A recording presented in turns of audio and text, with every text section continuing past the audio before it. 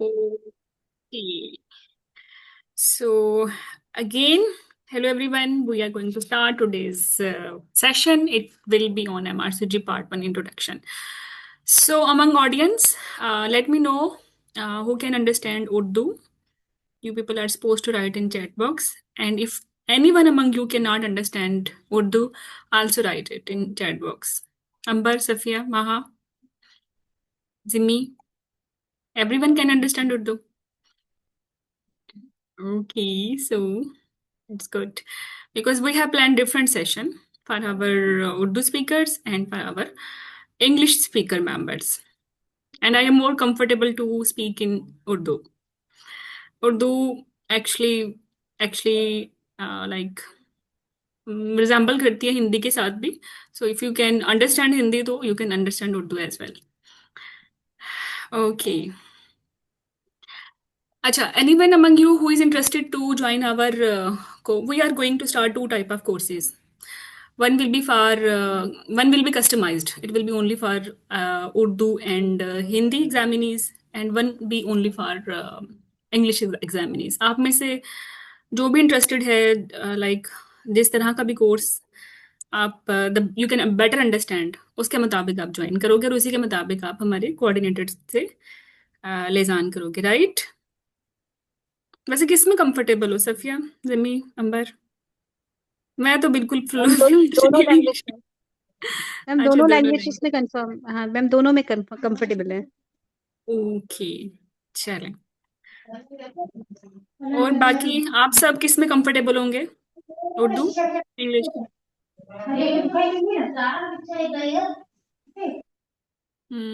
Majority Urdu Urdu Urdu Urdu. ये वो जो पढ़ाना होता है ना, जो दिल से निकलता है, वो एक्चुअली वो उसी लैंग्वेज में निकलता है जिस जिस जो आपकी नेटिव लैंग्वेज होती है.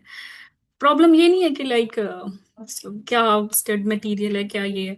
आप एक मेंटर अपना बेस्ट उसी तरह से देगा जिसकी उसकी वोकैबुलरी अच्छी है. जो लैंग्वेज आपकी फर्स्ट लैंग्वेज नहीं है ना, आपसे you are not good in its vocabulary, trust मी.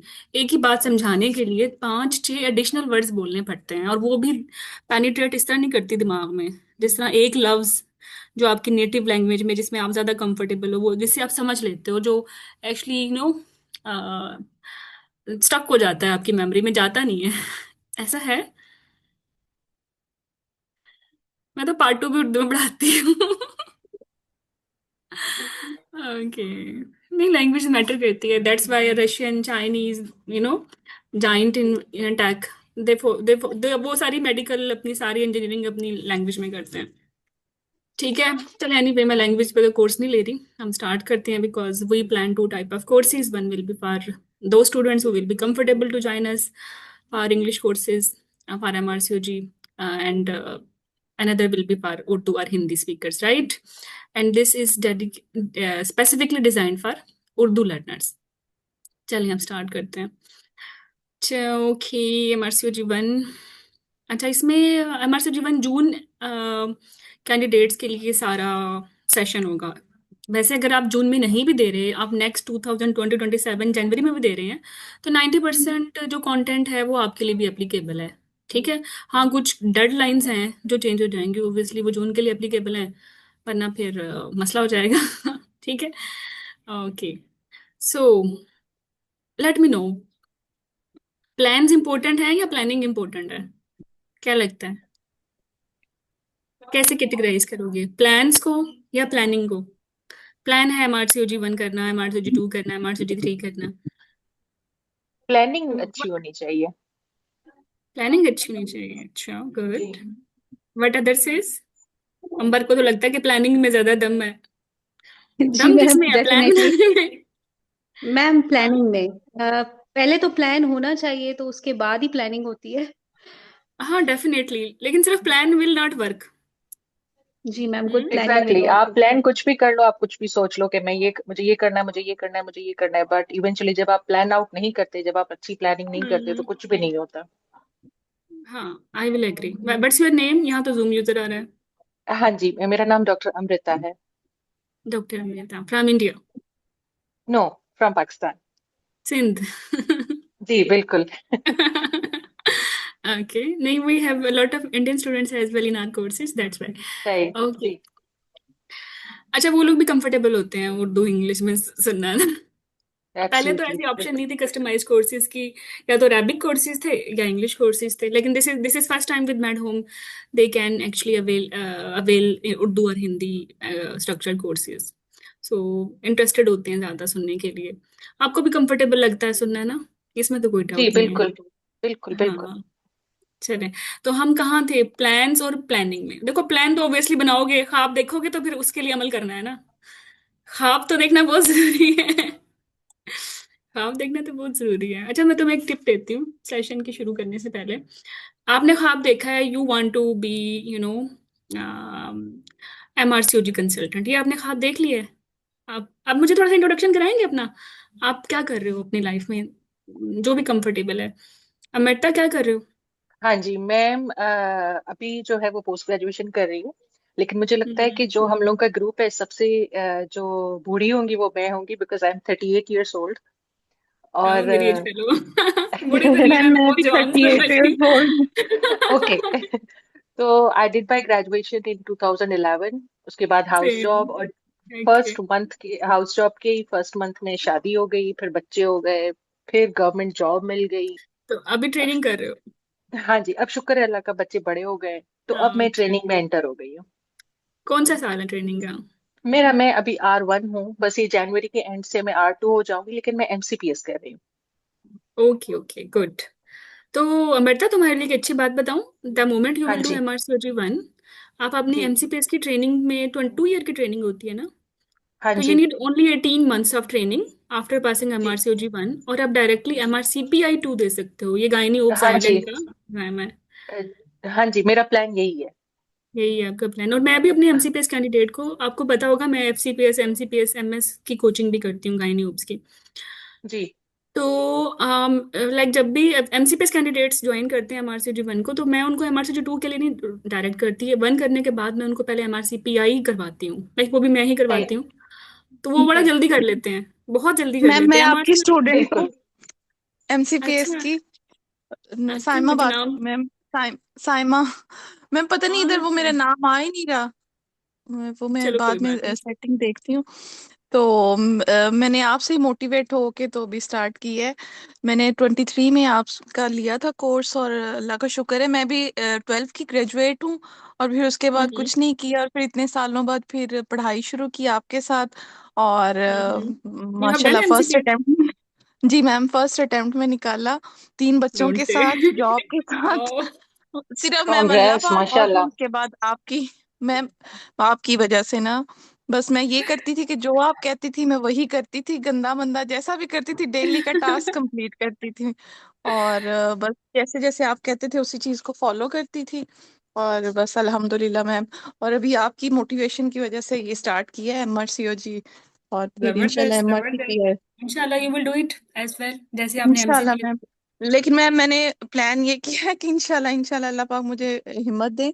और इंशाल्लाह आपके साथ रहूंगी।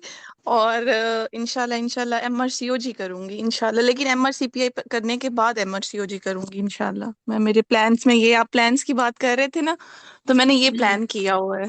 बट देखो, प्लान करने चाहिए। अच्छा, जो भी तुम लोग जी प्लान करो ना, तुम लोग ना अपना एक विजन बोर्ड बनाओ। विजन बोर्ड सुना है कभी? विजन बोर्ड मैम सुना नहीं है। सुना होगा, ये मैंने खुद अब आपसे जाके। ही सुना। ये मैम विजन आपसे ही बोर्ड ऐसे सुना हो है। गया शायद, खुली आंख से ख्वाब देखना।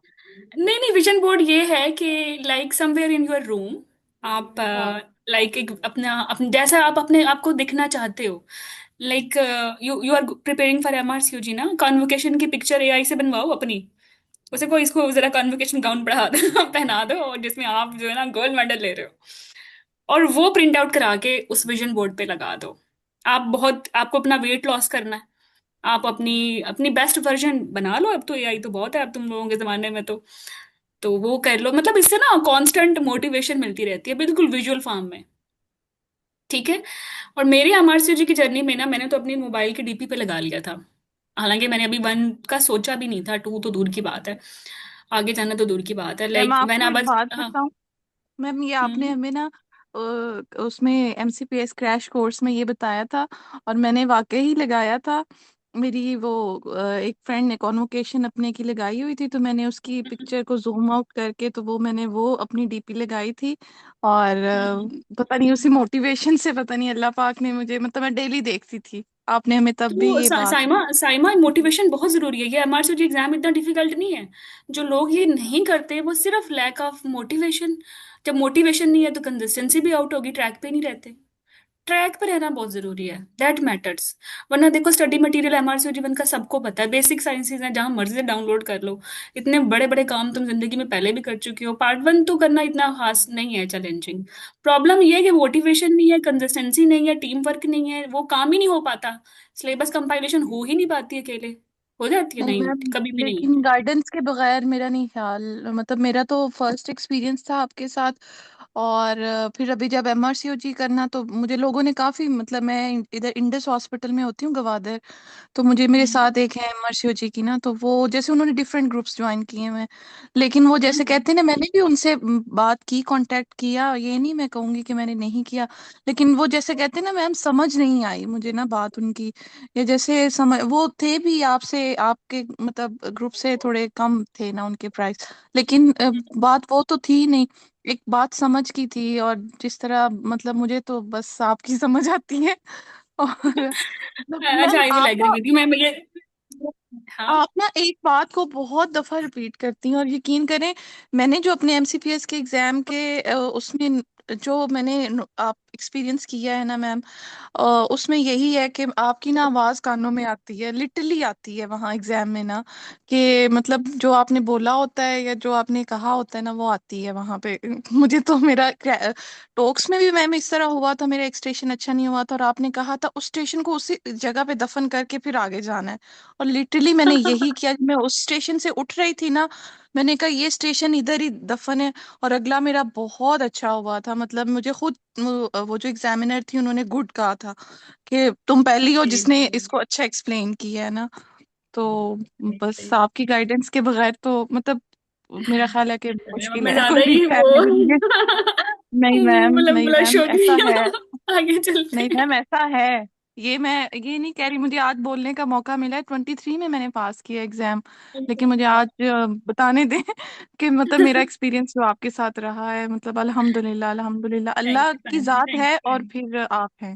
बेशक। Thank you, thank you. अच्छा, मेरा भी थैंक मोटिवेशन ये है कि तुम लोग एमसीपीएस करते हो, एफसीपीएस करते हो, 90% लोग तो ना किसी लोकल अपने लाइक अपने कंट्री का एग्जाम दे ही रहे होते हैं। तो बस मेरा दिल ये होता है, जब आपने इतनी एफर्ट कर ली है, ट्रेनिंग कर ली है, सिलेबस पढ़ लिया है, तो आप थोड़ी सी एफर्ट से, थोड़ी सी स्ट्रक्चर्ड रीडिंग से आपको जीएमसी भी लेनी चाहिए। ठीक है, मतलब ऐसी डिग्री जरूर लेनी चाहिए कि आपका प्लान कहीं भी हो, आउटसाइड योर कंट्री मूव करना, तो आपके पास लाइसेंस हो। तो आप ये चीज हिंडर ना करे आपको। और ऑब्वियसली अभी आप सेशन में फ्लो करोगे मेरे साथ तो देखोगे कि मैंने ये चीज पर्टिकुलरली ऐड की है कि आपने ब्लाइंडली नहीं प्लान कर लेना कि भाई मेरी फ्रेंड ने एमआरसीयूजी किया तो मैं भी कर लूं। आप हमेशा अपने आप से पर्टिकुलरली पहले तो प्लानिंग करें। ठीक है, प्लानिंग में हम हमेशा सबसे पहले पूछे वाई, मुझे ये करना ही क्यों है।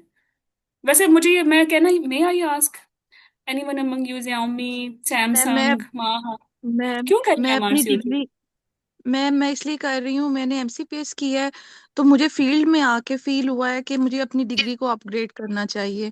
तो मैं इसलिए करना चाह रही हूँ। और कुछ आपने भी कहा था कि मतलब जिसने एमसीपीएस किया उसके लिए ये करना इजी होगा। इजी है, और बिल्कुल। इसलिए मैं कर रही हूँ अपनी चलो डिग्री अंबर, को अंबर अपग्रेड मुझे, करने के हाँ बिल्कुल साइमा, अंबर आप मुझे अपनी रीजन बताओ, why why you want to do एमआरसीयूजी।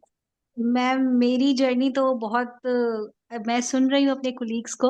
मैंने भी 2013 में ग्रेजुएशन की है। उसके बाद मेरी वालदा का इंतकाल हो गया था, तो मेरे बहन भाई बहुत छोटे थे, मैं पोस्ट ग्रेजुएशन नहीं कर सकती थी। मेरी बहनों हम्म। ने सबने एक एमआरसीओजी है, एक एमआरसीएस है, बाकी सारी हम्म। मतलब एफसीपीएस है। हम वी आर 5 सिस्टर्स, चारों मेरी एफसीपीएस। अच्छा, इसका मतलब ये है कि बहन भाई ज्यादा काबिल हैं, आप थोड़ा सा लो फील करते हो मैं और अपलिफ्ट करने के लिए करना है। Exactly okay. मैंने फिर अभी एफसीपीएस की ट्रेनिंग स्टार्ट किया, MR2 राइट नाउ। और ओके। फिर एमआरसीओजी के लिए भी प्लान किया हुआ था, पहले ही किया था, लेकिन फिर सर्टेन रीजन की वजह से फिर मैं नहीं कर पाई। चलो, स्ट्रॉन्ग रीजन है, स्ट्रॉन्ग रीजन है, घर में भी सरवाइव करना है भाई। चलें, तो बाकी जैनब, माहा अपनी रीजन बताएं। आपकी क्या रीजन है, why you are thinking to do MRCOG? हम्म। अस्सलाम वालेकुम। वालेकुम सलाम। मैम आई थिंक कोई भी डिग्री अपग्रेड करने के लिए आप जितना उसे एक्सप्लोर करते हो, बाहर के एग्जाम देते हो, वो चीज़ आपकी उतनी स्ट्रांग होती है। तो okay. Even if you prepare, अगर आप आउटसाइड एग्जाम के लिए प्रिपेयर करते हो तो आपका एफसीपीएस भी स्ट्रांग होगा। और सीवी इन अच्छी हो चीज़ों जाएगी। से, हाँ, सीवी हाँ, अच्छी हो जाएगी और और आप आप जॉब एक्सप्लोर ज़्यादा अपॉर्चुनिटीज कर बड़ी हो पाओगे। जाएंगी। और आई थिंक इंसान को हमेशा अपनी लिमिट्स ऊपर ही रखनी चाहिए, तो जबरदस्त, सिर्फ यू आर यहाँ का हाईली ना मोटिवेटेड सोचे। ऑडियंस है मेरी। Okay, so sky is the good. Limit. बस जितना ऊपर जा सकते हैं उतने में कोशिश करते हैं। इंशाल्लाह नथिंग कैन लिमिट यू। हम ही हैं जो अपने आप को लिमिट करते हैं, वरना अल्लाह ने हमें हाँ। ऐसा नहीं बनाया। हम्म। तो Sidra, what's your reason why you are opting MRCOG? Sidra, Maha, I mean anyone, कोई भी बताना चाहे।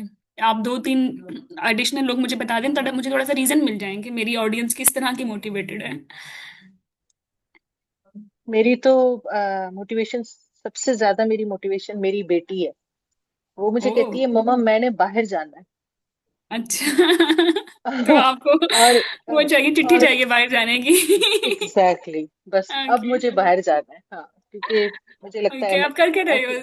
बड़ी यूनिक मैं है अभी आपकी लाइफ। रेजिडेंसी कर, हाँ क्योंकि मैं रेजिडेंसी तो कर रही हूँ, लेकिन उसके साथ जो मेरी गवर्नमेंट जॉब थी, तो मैंने 10 इयर्स गायनी एंड ऑप्स में काम किया एज तो अ आप वैसे भी जा मेडिकल सकते ऑफिसर। हो घूमने फिरने, उसको बाइक ले जाओ भाई, इतना नहीं उस इतना मुश्किल काम कर रहे हो। हाँ, लेकिन वो फिर बस मैंने जाना है बाहर। मैंने वहां पे काम बाहर करना है। देखना है। हाँ हाँ, नहीं बिल्कुल। बिल्कुल, कुएं में थोड़ी ना रहना, कुएं से बाहर भी निकलना है। गुड। एग्जैक्टली हाँ। चलो, तो महा, आपकी कोई रीजन? बड़ी मजे की रीजन है वैसे। नाम मुझे नहीं पता आपका। अमृता, अमृता। अच्छा, अमृता। ओके, अभी नाम चेंज हाँ कर लो, अमृता अपना। सही, जो आप रखें। नहीं, देखो ना, जूम यूजर आ रहा है, तो मैं आपको ड्यूरिंग हाँ हाँ, सेशन वो मैं बोलूंगी कर तो क्या देती हूँ, जी जी। बोलूंगी। ओके, हाँ जी, वो मैं सेटिंग कर चलें, देती दो दो मुझे और रीजंस बता दें, एनीवन अमंग द ऑडियंस, कि आपने क्यों करना है एमआरसीओजी। हम्म, only two more reasons. Ma'am जी फॉर अंबर। एक्सीलेंस। और एक्सीलेंस, वेल डन। चलें, ये तो हूँ। In itself is a big word. Any other reason?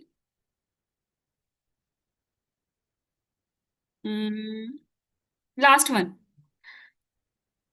जीनत शब्बीर, तुमने क्यों करना है? जीनत शब्बीर तो कर चुकी है मेरे साथ, she is actually your mentor. कैसी हो जीनत? जी अस्सलाम वालेकुम डॉक्टर हिरा। मैं ठीक, अल्लाह का शुक्र। आप बताएं, आप कैसी हैं? अल्हम्दुलिल्लाह, मैं आई वाज मिसिंग यू।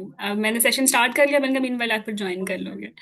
ओह, तो thank you so much. Welcome doctor thank you. Zeenat. मैं डॉक्टर जीनत, मैं इन बच्चों से पूछ रही थी, बच्चे तो नहीं है काफी, तो हमारे लाइक साथ के, लेकिन बच्चे कहने का मकसद ये है कि लाइक अब तुम्हारी टीचर हूं ना सबकी, तो इसलिए बोल दूंगी तो नहीं माइंड नहीं करना। नहीं नहीं, बिल्कुल बिल्कुल। हाँ, तो मैं इनसे पूछ रही थी कि क्यों करना है एमआरसीओजी ना, तो बहुत सारी मुझे मजे मजे की रीजंस बताई हैं उन्होंने। तो जब आप रिकॉर्डिंग सुनेंगे तो आप देखेंगे। तो बिफोर दिस जीनत, हम डिस्कस कर रहे थे कि एमआरसीओजी वन या कोई भी प्लान करने से पहले प्लानिंग ज्यादा इंपॉर्टेंट है, और प्लानिंग में ना ये कंपोनेंट्स हैं कि ये मुझे करना ही क्यों है, और अगर ये मुझे करना है तो मैं ये कैसे करूंगी, और ये मुझे कब करना चाहिए, और कहाँ पे करना चाहिए, कहाँ इसका एग्जाम होगा। ठीक है।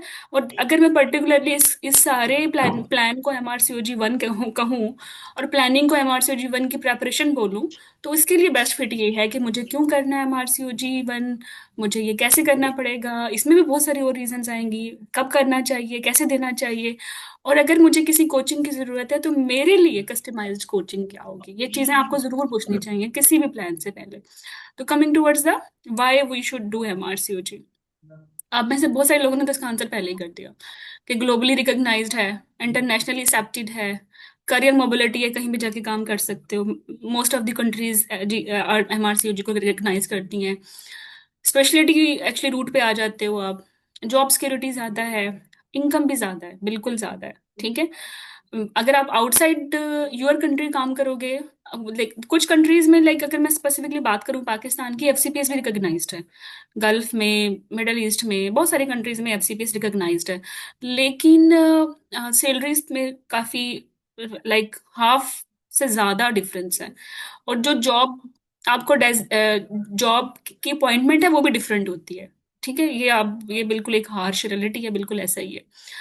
तो एमआरसीओजी के बाद job security, earning potential, professional credibility, ये सब चीजें बढ़ जाती हैं आपकी प्रैक्टिस में। आपकी प्रैक्टिस जो है वो एविडेंस बेस्ड हो जाती है, आप ऐसे नहीं करते। बहुत कदीमी सी बातें, आपको पता है आजकल कौन सी इनफर्टिलिटी में क्या चल रहा है? ठीक है, स्टेम सेल्स चल रहे हैं नहीं चल रहे, मैंने पेशेंट को रिकमेंड करने या नहीं करने। वो सारे लोग उल्लू बना रहे हैं स्टेम सेल्स पे जैसे बहुत स्पेसिफिक कह दिया मैंने। अच्छा, या फिर आपको पता है कि मैंने कब क्लोमिफेन सिट्रेट किस पेशेंट को देनी है, किसको नहीं देनी, राइट? अच्छा, स्ट्रक्चर्ड क्लिनिकल अप्रोच हो जाती है आपकी। इसके अलावा कॉन्फिडेंस है डिसीजन मेकिंग में, क्योंकि नॉलेज ही बहुत अच्छा और स्ट्रक्चर्ड है।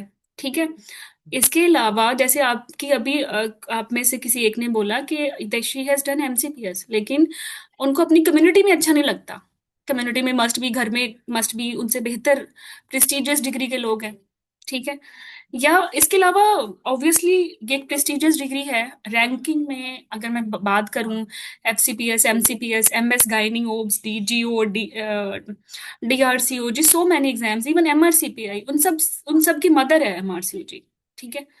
तो ये काफी स्ट्रॉन्ग रीजंस हैं। हर एक को, किसका दिल नहीं चाहता है ये सारी जो है करियर पर्क्स अचीव करने का, सबका दिल चाहेगा। आप में से कोई कौन ऐसा होगा कुछ कुछ करियर मोबिलिटी नहीं चाहिए, प्रोफेशनल क्रेडिबिलिटी नहीं चाहिए, स्ट्रक्चर्ड क्लिनिकल अप्रोच नहीं चाहिए, डिसीजन मेकिंग नहीं चाहिए, स्ट्रॉन्ग करियर रिटेंशन चाहिए, सबको चाहिए। ठीक है। लेकिन आपको पता है ये, अगर ये प्रेस्टिजियस डिग्री है तो इसमें चैलेंजेस भी हैं। ये एक हाई स्टैंडर्ड एग्जाम है, तो आपको क्या लगता है ये आराम से पास हो जाएगा? Do you think so? Zeenat कल एमआरसीजी 2 पार्ट 2 दे के आई जीनत, कैसा लगता है? What you will say? Oh my God, that was a difficult, most toughest exam of my life. Oh my God. अब तो डराना नहीं है बच्चों को, मुझे पता नहीं है कि नहीं, तुम मैं पास डरा नहीं करने नहीं। वाली हो नहीं नहीं नहीं, नहीं, इंशाल्लाह अल्लाह ताला खैर रखे, पास भी होगा इंशाल्लाह। बट ये है कि MRCOG is a very prestigious degree recognized worldwide, so I think everyone should do it। और पाकिस्तान में, अगर आप पाकिस्तान में भी रहना चाहते हैं ना, तो भी आपको अपनी एक सिंगल पोस्ट ग्रेजुएशन क्वालिफिकेशन के साथ, जब तक आपके साथ एक दूसरा दूसरा अवार्ड ना अटैच हो, तो I think so it is becoming a harsh but reality कि आपकी उतनी आपकी अपनी ही कंट्री में भी प्रैक्टिकल वर्थ उतनी नहीं है। हाँ, ये है कि आप प्राइवेट प्रैक्टिस करें, ज़रूर करें, लेकिन if you are aiming to have career in like, आप फैकल्टी बनना चाहते हैं किसी जगह आपके, तो आपको ये ज़रूर है। अब तो हर जगह, और पाकिस्तान में आपके लिए सबसे ज़्यादा अच्छी बात यह है कि आपके पास ही सारे तीनों सेंटर, मतलब पार्ट्स के सेंटर है पाकिस्तान। तो ये एक अच्छी अपॉर्चुनिटी, और आई थिंक सो हर एक को इसको अवेल करना चाहिए। थैंक यू जीनत, बिल्कुल। तो देखो, स्टैंडर्ड एग्जामिनेशन का जो स्टैंडर्ड है वो हाई है, कॉस्ट भी हाई है, और टू बी वेरी ऑनेस्ट सिर्फ एमआरसीओजी 1 का पास रेट अच्छा है। ठीक है। इतना अच्छा पास रेट है कि मेरे बैचेस 100% पास होते हैं एमआरसीओजी 1 में। एमआरसीओजी 2 में 100% पास नहीं होते। मैं बिल्कुल, मतलब मुझे कोई ऑनेस्ट होके बता रही हूँ एमआरसीओजी 2 और 3 में मेरे बैचेस इतना अच्छा स्कोर नहीं करते जितना 1 में करते हैं। 1 थोड़ा सा बेसिक साइंसेस में है, कंपेरिजन में 2 एंड 3 के थोड़ा सा इजी है, इसलिए पासिंग रेट अच्छा है। लेकिन जैसे जैसे आप 1 पास करके 2 और 3 पे जाओगे, तो यू विल फेस दैट के कॉस्ट भी हायर है और फेलियर रेट भी हायर है। लेकिन ट्रस्ट मी, अगर किसी जिंदगी, कोई एक ही एग्जाम पहले अटेम्प्ट में पास कर रहा है, और ऑब्वियसली अभी अभी आप में से एफसीपीएस भी बहुत सारे लोगों ने किया है, एमसीपीएस भी किया है, इसके बारे में यही मशहूर था फर्स्ट अटेम्प्ट में तो कोई पास नहीं करता। और आप में से कितने लोगों ने किया है ये? अभी आई थिंक साइमा से बात हो रही थी, she told she did it in first attempt. किया है ना साइमा तुमने? हम्म। मैंने भी फर्स्ट टाइम में किया, जी मैम, अल्हम्दुलिल्लाह। अल्हम्दुलिल्लाह मैंने फर्स्ट अटेम्प्ट में की है। टॉक्स भी और जीनत होती ने भी हुई भी फर्स्ट अटेम्प्ट में अल्हम्दुलिल्लाह। किया है 2012 के बाद मैंने 23 में मैम पढ़ाई हम्म। आपके साथ स्टार्ट की थी, और मतलब 10 इयर्स के बाद पढ़ना शुरू किया था, तो और तुम्हें तो फिर लोगों ने कहा था कि अल्हम्दुलिल्लाह फर्स्ट सीपीएस पे तो अटेम्प्ट में पास ही नहीं करती, क्लिनिकल में तो तुम रह ही जाओगे, पहला एग्जाम तो बस नहीं ऐसे करती। देखने के लिए जाना होता है। जी मैम, ऐसे सुना ही था है। ना? तो जी तुमने मैम, एक कान ऐसे ही। से सुना और जी दूसरे जी, से ऐसे ही निकाल है। दिया। अगर आप किसी को बस कहोगे मैम ना, यही नहीं करना कहोगे चाहती कि हाँ कि ये फेल हो सकता है, तो आपको पता ही नहीं ये फेल हो सकता है, आपने तो सही से पढ़ना है। ये लोग होंगे डराएंगे कि भाई ये तो फेल हो जाता है, ये तो मुश्किल है, ये काम ही ना करो। ठीक है। हर इस जमीन पे अगर कोई भी एक इंसान जो आपकी तरह दिखता है, जिसके पास उतने ही क्रोमोसोम्स हैं जितने आपके पास हैं, जिसके पास उतना ही टाइम है, 7 दिन और 24 घंटे में जो है उतनी ही सेकंड्स हैं, मिनट्स हैं, उतना ही जेनेटिक मटेरियल है, तो फिर आप क्यों नहीं? फिर आपको, आपके पास कोई भी रीजन नहीं है किसी भी चैलेंज को रिफ्यूज करने की। If someone is doing it who is just like you, फिर ये तो आपकी बेइज्जती है। Like this is actually feel it on a personal level, इसको एक इंसल्ट फील करो कि तुम क्यों नहीं कर सकते। ठीक है, अल्लाह ने आपको इतना ब्लेस्ड बनाया, इतनी जिंदगी में इतना कुछ अचीव किया है, तो इस एग्जाम को कोई ये कह रहा है कि मुश्किल है, कोई ये कह रहा है कि महंगा है, तो छोड़ दोगे? महंगे तो और भी बहुत सारी चीजें होती हैं, इस पर तो आपका करियर डिपेंड करता है। ठीक है, और करियर ही से तो आप बाकी जिंदगी की जो चीजें होती हैं, अमेनिटीज होती हैं, वो बाय कर सकते हो। तो आपने क्यों एक लो सैलरी पर्सन बन के रहना है? क्यों आपने कुएं के अंदर ही रहना है? ठीक है, तो ये वन टाइम इन्वेस्टमेंट है, ये आपको करनी चाहिए। और मैं अपना क्या हालात बताऊं, when I actually I first did my FCPS ना, जब मैं एफसीपीएस की तैयारी कर रही थी, तो मुझे पता नहीं था ब्रांड्स के क्या होते हैं, कपड़े जूते सच में बिल्कुल नहीं पता था। जितनी भी बहुत सेविंग्स होती थी किताबों में, कोर्सेज में, वर्कशॉप्स में ही जाती थी। और today I have everything because like career जो था मेरा, वो मेरा फर्स्ट मोटिव था। और जब मैंने लास्ट अपनी जॉब क्विट की थी, तो अगर मैं पाकिस्तानी रुपीज में बात करूं, तो it was 25 lakh per month. 25 lakh per month, ठीक है, फ्रॉम सऊदीया। बट बस तुम लोगों को मोटिवेट कर रही हूँ कि सारी प्रायोरिटी ना, अगर ये इसकी हायर कास्ट है तो ये वन टाइम कास्ट है। अगर इंसानों की तरह पढ़ोगे, स्ट्रक्चर तैयारी करोगे, तो आप ही हो जो ये एग्जाम करोगे। ठीक है, और आप ही हो ये एग्जाम पास करके बहुत अच्छी जगहों पे आपको जॉब अपॉर्चुनिटीज मिलेंगी, आपकी डिसीजन मेकिंग अच्छी होगी, आपको कॉन्फिडेंस बढ़ेगा, और ये कॉन्फिडेंस आपकी बॉडी लैंग्वेज में भी आएगा, आप बोलोगे तब भी आएगा। ठीक है, तो गिव अप नहीं करना किसी की सुनाई सुनाई बातों पे। ठीक है जीनत? जी जी बिल्कुल बिल्कुल बिल्कुल। तो बस आपको क्या चाहिए? आपको चाहिए 46XX या XY ये वाला जेनेटिक मटेरियल। आपको चाहिए हफ्ते के 7 डेज, आपको चाहिए दिन के 24 आवर्स, और आपको चाहिए मोटिवेशन टू डू इट। और आपको ये इंसल्ट फील करना चाहिए पर्सनल लेवल पे कि किसी एक ने ये एग्जाम दिया है तो मैं क्यों नहीं, मुझे अल्लाह ने कहाँ मुझ में कोई कमी रखी है? और अगर ये बल्कि चीजें ना, आप में हो रही हैं तो आप कर लोगे। और आपकी मैं बात काटूं, मैं आपको बताऊं, this is a very doable exam if you study in a smart way. The way they want to test you, this is something different from the way we study for our exams in Pakistan. This is what I have analyzed in my journey of this exam. सो अपनी approach को उस तरह से रखें कि थोड़ा observe करें, थोड़ा रिसर्च करें, रिसेंट एडवांसेस को देखें, ये देखें कि अब दुनिया कहाँ जा रही है। You don't have to be like कि आपको हर चीज़ का हर एस्पेक्ट आता हो, लेकिन आपको रिसेंट एडवांसेस ज़रूर आते हो। मतलब आपको ये ज़रूर पता हो कि अब इस वक्त मॉडर्न वर्ल्ड में मेडिकल साइंस किस तरफ जा रही है। I am talking overall about all the parts, ठीक है, नॉट ओनली फॉर पार्ट 1, ये तीनों पार्ट्स के लिए है बात। और पार्ट 1 के लिए आप स्मार्ट स्टडी करके अच्छे टाइम में अच्छा स्कोर कर सकते हैं, दैट मतलब, और ये इसमें अच्छा स्कोर करना कोई मुश्किल नहीं है पार्ट 1 में। जस्ट द वे, मतलब तो मैंने तो आपका कोर्स बेटी फॉलो किया था पार्ट 1 के लिए, कितना और स्कोर था ऑनेस्टली तुम्हारा? Honestly I got 88% in like part 1। और आई थिंक तुम्हारे बैच में हाईएस्ट वाज 91। एग्जैक्टली, हाँ जी। तो देखो 91 भी आराम से आ जाता है, करने वाले कर रही है, जीनत कर सकती है, आई थिंक जसमीत थी जिन्होंने 91 लिया, वो कर सकती है, आप क्यों नहीं कर सकते? आपके पास क्या रीजन है फिर? ठीक है, आपके पास कोई और रीजन इसमें नहीं है। किसी, यहाँ पे आपने ये नहीं लेके आना कि जी मेरे बच्चे छोटे हैं, मैं पढ़ नहीं सकती। मेरे 3 बच्चे हैं। मेरा सबसे छोटा जब मैंने पार्ट 1 दिया था, he was like 8-9 months old. अब वो, मतलब जब मैंने तैयारी शुरू की, और जब वो साल का था जब मैंने पेपर दिया, तो इस तरह से फैमिली, बच्चे, घर, जॉब, इन सब के साथ मैंने भी किया। जब, और मैं लिटरली मैं हर एक को ये कहती हूँ कि अगर मैं कर सकती हूँ ना, तो हर कोई कर सकता है। And I am living in a nuclear family. We are मतलब मैं और मेरे हस्बैंड, हम खुद ही अपने फैमिली को मैनेज करते हैं, हम खुद ही सब कुछ कर रहे हैं। And we I did it in my first go. तो जब मैं कर सकती हूँ ना, तो आप में से हर बंदा जरूर कर सकता है इसको। थैंक यू जीनत। तो चलो, चैलेंज एक्सेप्टेड, सब लिखें। सब लिखो चैट बॉक्स में। ये चैलेंज इतना बड़ा तो नहीं है कि तुम लोगों ने गिव अप कर देना अपने ख्वाबों पे, ड्रीम्स पे।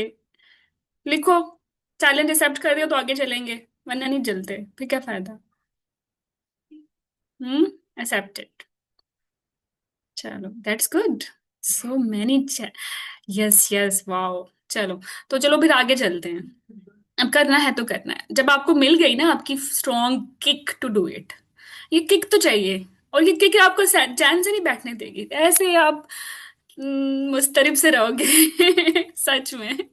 एक तो डीपी लगा लो अपने कॉन्वोकेशन की, वो आपको चैन से नहीं बैठने देगी। ठीक है। और दूसरा, आपने गिव अप नहीं करना। इसको पर्सनल इंसल्ट समझो कि तुम क्यों नहीं कर सकते जब कोई और कर सकता है। जब ये आपको वाई मिल गई तो फिर आगे आपका माइंड ओपन होगा, then you will start thinking how to do MRCOG. ठीक है। अच्छा, मैं अब बहुत थोड़ी सी बोरिंग बातें करने वाली हूँ, ज्यादा देर तक नहीं करूंगी, लेकिन ये बहुत जरूरी है कि रिक्वायरमेंट क्या है एमआरसीओजी पार्ट 1 करने के लिए। ठीक है। आप को एमबीबीएस करना है, दैट्स इट। और आपका जो कॉलेज है, जिसकी ये डिग्री है, वो यूके से एक्सेप्टेड हो। मेजोरिटी सारी इंडिया, पाकिस्तान, बांग्लादेश की यूनिवर्सिटीज, इनके पास के लाइसेंस होता है। इसी के बेस पे आप एसएमएलई कर सकते हो, प्लाप कर सकते हो, एमआरसीओजी भी कर सकते हो। ठीक है। इसके लिए कोई पोस्ट ग्रेजुएट ट्रेनिंग की जरूरत नहीं है पार्ट 1 के लिए। कोई क्लिनिकल एक्सपीरियंस की जरूरत नहीं है, कोई इंग्लिश लैंग्वेज टेस्ट रिक्वायर्ड नहीं है। एनी एनीवन, कोई भी इंटरनेशनल ग्रेजुएट जो नॉन यूके कंट्री से है वो कर सकता है। पैसे होने चाहिए इस एग्जाम की फीस भरने के लिए, हौसला होना चाहिए। इतने भी ज्यादा पैसे नहीं है यार। ठीक है। एक डॉक्टर के पैसे तो हैं, एक डॉक्टर के मुकाबले में नहीं है। Like he can easily afford. अच्छा, इसके बाद थोड़ा सा आप ना जो है वाइज भी बनो कि इसकी कितनी अटेम्प्ट्स हैं। इसके बाद ये सारे आपके क्वेश्चंस हो गए, तो फिर आपने सोचना है कि मुझे इसके लिए अकाउंट कैसे बनाना है। फिर आप जब आपने डिसाइड कर लिया देना है, तो फिर आपने सबसे पहले अकाउंट बनाना है, एलिजिबिलिटी फॉर्म भरना है, एक्सप्रेशन ऑफ इंटरेस्ट भेजना है, एग्जाम को बुक करना है, और then you must come to know कि सिलेबस क्या और पढ़ना कैसे है। ठीक है। चलो, you will learn that blue gown, इंशाल्लाह इंशाल्लाह। चलो, बड़े अच्छे मैसेजेस लिख रहे हो भाई। ओके। तो ये स्टैंडर्ड लिमिट जो है ना 6 अटेम्प्ट्स हैं फॉर पार्ट 1 एंड पार्ट 2। और जो अगर आपने यूके में स्पेशलिटी ट्रेनिंग स्टार्ट करनी है, ट्रेनिंग का रूट ये होता है कि लाइक वहाँ 7 ईयर होते हैं, ST1, ST2, ST3, ST4, 5, 6 and 7। ठीक है। तो जब आप MRCOG 3 कर लेते हो तो वहाँ आपको ST3 से स्टार्ट करते हैं, फिर अगर आपको ट्रेनिंग मिल जाती है तो 4, 5, 6, 7, और वहाँ कंसल्टेंट बन जाते हो। ट्रेनिंग कैसे मिलती है इस पे अलग से कभी बताऊंगी। ठीक है। बट मिल जाती है, ऐसी ऐसी प्रॉब्लम नहीं है। अब तो यहाँ नहीं मिलती ट्रेनिंग, इतना मुश्किल हो गया CIP से ट्रेनिंग लेना, वहाँ उसके मुकाबले में फिर भी आसान है। अच्छा, तो लेकिन अगर आपने यूके में ट्रेनिंग करनी है तो फिर 6 अटेम्प्ट मस्ट है। अगर आपने लाइक MRCOG करके करना है और पाकिस्तान में रहना है, इंडिया में रहना है, बांग्लादेश में रहना है, तो फिर आप मोर देन 6 अटेम्प्ट भी आप यूटिलाइज कर सकते हो। ठीक है। उसके लिए फॉर्मल से आपने HOD से बनवाना है एक्सेप्शनल सा सर्टिफिकेट। और पार्ट 3 के लिए 4 अटेम्प्ट होती हैं, उसके बाद वो एक्सपायर हो जाता है, दोबारा से आपको पार्ट 2 देना पड़ता है। तो ये आपने जहन में रखना है। अच्छा, दूसरी बात, हम शुरू करेंगे ये स्टेप्स कि लाइक अकाउंट कैसे बनाना है, एलिजिबिलिटी फॉर्म कैसे फिल करना है, एक्सप्रेशन ऑफ इंटरेस्ट कब करना है, भरना है, कब नहीं कर भेजना, बुक कैसे कराना है। ठीक है। और सिलेबस के बारे में बात करेंगे। ओके, सो पहला क्वेश्चन क्या था। Okay, how how to do MRCOG one way, उसके हम क्वेश्चंस कर रहे हैं। उसका स्टेप 1 ये है कि सबसे पहले तो अकाउंट बनाएंगे। ठीक है। You can create an account on RCOG website पे जाएंगे और अकाउंट बना लेंगे। उसके बाद वेबसाइट से ही एक PDF डाउनलोड करेंगे। यहाँ जो स्टडी ग्रुप है मैड होम का, वहाँ भी ये PDF पड़ा हुआ है, वो आप डाउनलोड करें। उसको ऑनलाइन भी फिल कर सकते हैं, प्रिंट करा के भी फिल कर सकते हैं। वो फिल करके उसके साथ अटैच डॉक्यूमेंट्स लगा के और ईमेल कर देंगे इनको, उसी अकाउंट से जिससे आपने उसी ईमेल अकाउंट से उस ईमेल से जिसे आपने अकाउंट बनाया, उसी ईमेल से ये डॉक्यूमेंट्स भर देंगे, दैट्स इट। ठीक है। उसके बाद एक्सप्रेशन ऑफ इंटरेस्ट भी अपने अकाउंट से आपने देना है। Expression of interest part 1, 2 and 3 के लिए आपने देना ही होता है, लेकिन एलिजिबिलिटी ऑटोमेटिकली हो जाती है। एक दफा MRCOG 1 के लिए एलिजिबल हो गए हो, तो जब MRCOG 1 पास हो गया तो ऑटोमेटिकली 2 के लिए एलिजिबल हो, जब 2 पास हो गया तो ऑटोमेटिकली 3 के लिए एलिजिबल हो। ठीक है। तो एलिजिबिलिटी हर दफा हर अटेम्प्ट के लिए जरूरी नहीं है। एक्सप्रेशन ऑफ इंटरेस्ट, लाइक अगर आपने जून में पेपर देना है तो जून के लिए भरनी पड़ेगी, भेजनी पड़ेगी। अगर आपने जनवरी में देना है तो जनवरी के लिए उसको उसकी डेडलाइन से पहले आपको वो रिस्पॉन्स सेंड करना पड़ेगा। इसके बारे में मैं आगे बताती हूँ, ठीक है। And then last thing, how to book an exam. तो ये आप ओपन करेंगे आरसीओजी की वेबसाइट, ठीक है। और यहाँ यहाँ ये लिंक आया हुआ, रजिस्टर एंड साइन इन। फिर अमन पहले खाना खा लो। मैं खा रही हूँ, हाँ खाना खा लो, चलो। अच्छा, तो फिर आपने ना साइन इन करके अपना अकाउंट बनाना है। अकाउंट नहीं बनाओगे तो बात आगे नहीं जाएगी। सबसे पहले step 1, visit RCOG website, that is rcog.org.uk। वहां जाके ये जो साइन इन का फॉर्म है कॉलम, यहाँ क्लिक करेंगे तो वो ये ऐसा फॉर्म ओपन हो जाएगा। इसमें फिर आपने अपनी ईमेल रखनी। और मैं आपको एक बात बताऊं, ईमेल अपनी वही रखना जो पर्सनल है। जो आपकी वर्क बेस्ड ईमेल है वो मत रखना, क्योंकि जैसे ही आपने उस जगह से जॉब छोड़ी, ईमेल वो आपसे ले लेंगे, फिर आप कैसे कम्युनिकेट।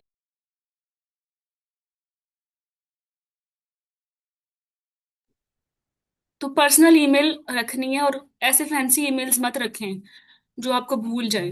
लाइक मैंने जिंदगी में आज तक सिर्फ एक ही ईमेल बनाई है, मुझे दूसरी ईमेल का नहीं पता। Trust me, I have only one email, ठीक है। तो मुझे मुझे मेरी सब चीजें वहीं होती हैं, मैं आराम से कर लेती हूँ। वरना वो तो आप लोग पासवर्ड पासवर्ड ही खेलते रहोगे पूरी उम्र। सब चीजों के लिए बता रही हूँ, एक चीज रखनी है, ओके। अच्छा, फिर ये अपने ये जब फॉर्म ओपन होगा तो इसमें आपने फर्स्ट नेम रखना है, सेकंड नेम रखना है। कुछ लोगों का जिन्नत सेकंड नेम होता ही नहीं, आई वॉज वेरी अमेज्ड। जैसे मेरा नाम महजुबीन हिरा है, कुछ लोगों को होता ही नहीं है। जैसे तुम्हारा नाम जीनत है और जीनत ही है, शबीर ना हो आगे, तो वो क्या करेंगे, व्हाट दे विल डू। किसी के साथ ऐसा है कि उसका सेकंड नेम ही ना हो? हम्म। मेरा भी सेकंड नेम नहीं है, और मैंने एलिजिबिलिटी फॉर्म किया हुआ है, तो उसमें शायद डॉट फिर देना पड़ता है। हाँ, तो सिर्फ आपने डॉट लिख देना है, दैट्स इट। हाँ। डॉट डॉट लिख के छोड़ दो, मतलब खाली नहीं छोड़ना, डॉट लिख के छोड़ दो, that's it.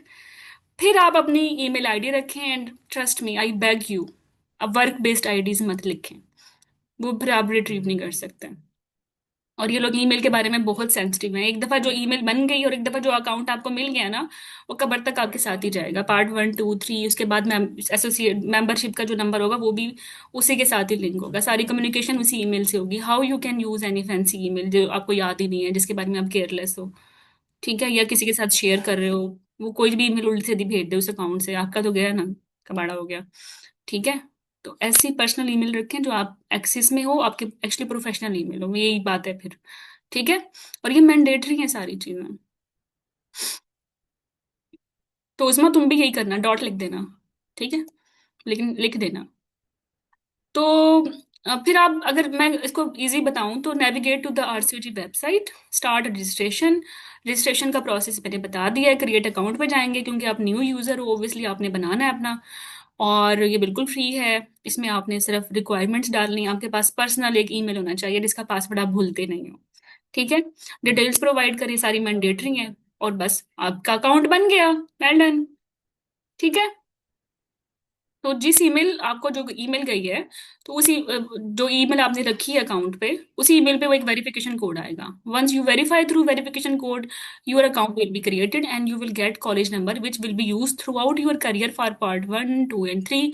This number is important in further correspondence and application with RCOG, ठीक है।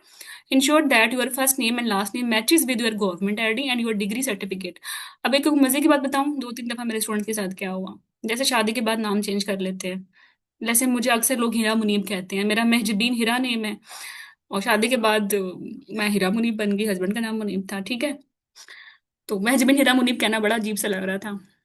बस इस्लामिक तरीके में तो ऐसे नाम होने नहीं चाहिए, बंदे का नाम क्यों लगा रहे हो, बाप का नाम ही लगना चाहिए। ये फैंसी काम होने नहीं चाहिए। लेकिन चलो, कर भी लिया आपने, तो मेक श्योर जो आपका नाम है मैट्रिक में, एफएससी में, या आपके एमबीबीएस में डिग्री में, वही उसी नाम से अकाउंट बनाना है। पासपोर्ट पे नाम डिफरेंट है, उस पे आपने खान लिख दिया, उस दूसरे पे आपने खान नहीं लिखा, ठीक है। तो ये बड़े मसले होते हैं, या हस्बैंड का नाम आ गया, इतने मसले होंगे तुम्हारी जिंदगी में। तो ये तुम पहले ही एक नाम रखो, पासपोर्ट पे भी, आईडी पे भी, और आरसीओजी अकाउंट पे भी। और अगर कोई डिस्क्रिपेंसी है तो थोड़ी बहुत मिनिमल सी फीस आप जमा करा दें और इसको चेंज करा लें। ठीक है। वो आपको थोड़ा चालान इनका होता है, वो अलग से इनकी कैटेगरी होती है। अगर आपको ये जरूरत है इसके बारे में मजीद डिटेल की, तो आपने मुझे इनबॉक्स कर देना है, ठीक है। ओके।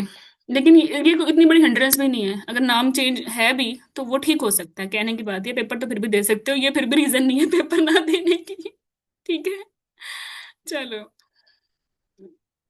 दूसरे नंबर पे अकाउंट बन गया। अब आपने अपनी एलिजिबिलिटी भेजनी है। एलिजिबिलिटी एक ही दफा भेजनी है, उसके बाद नहीं भेजनी।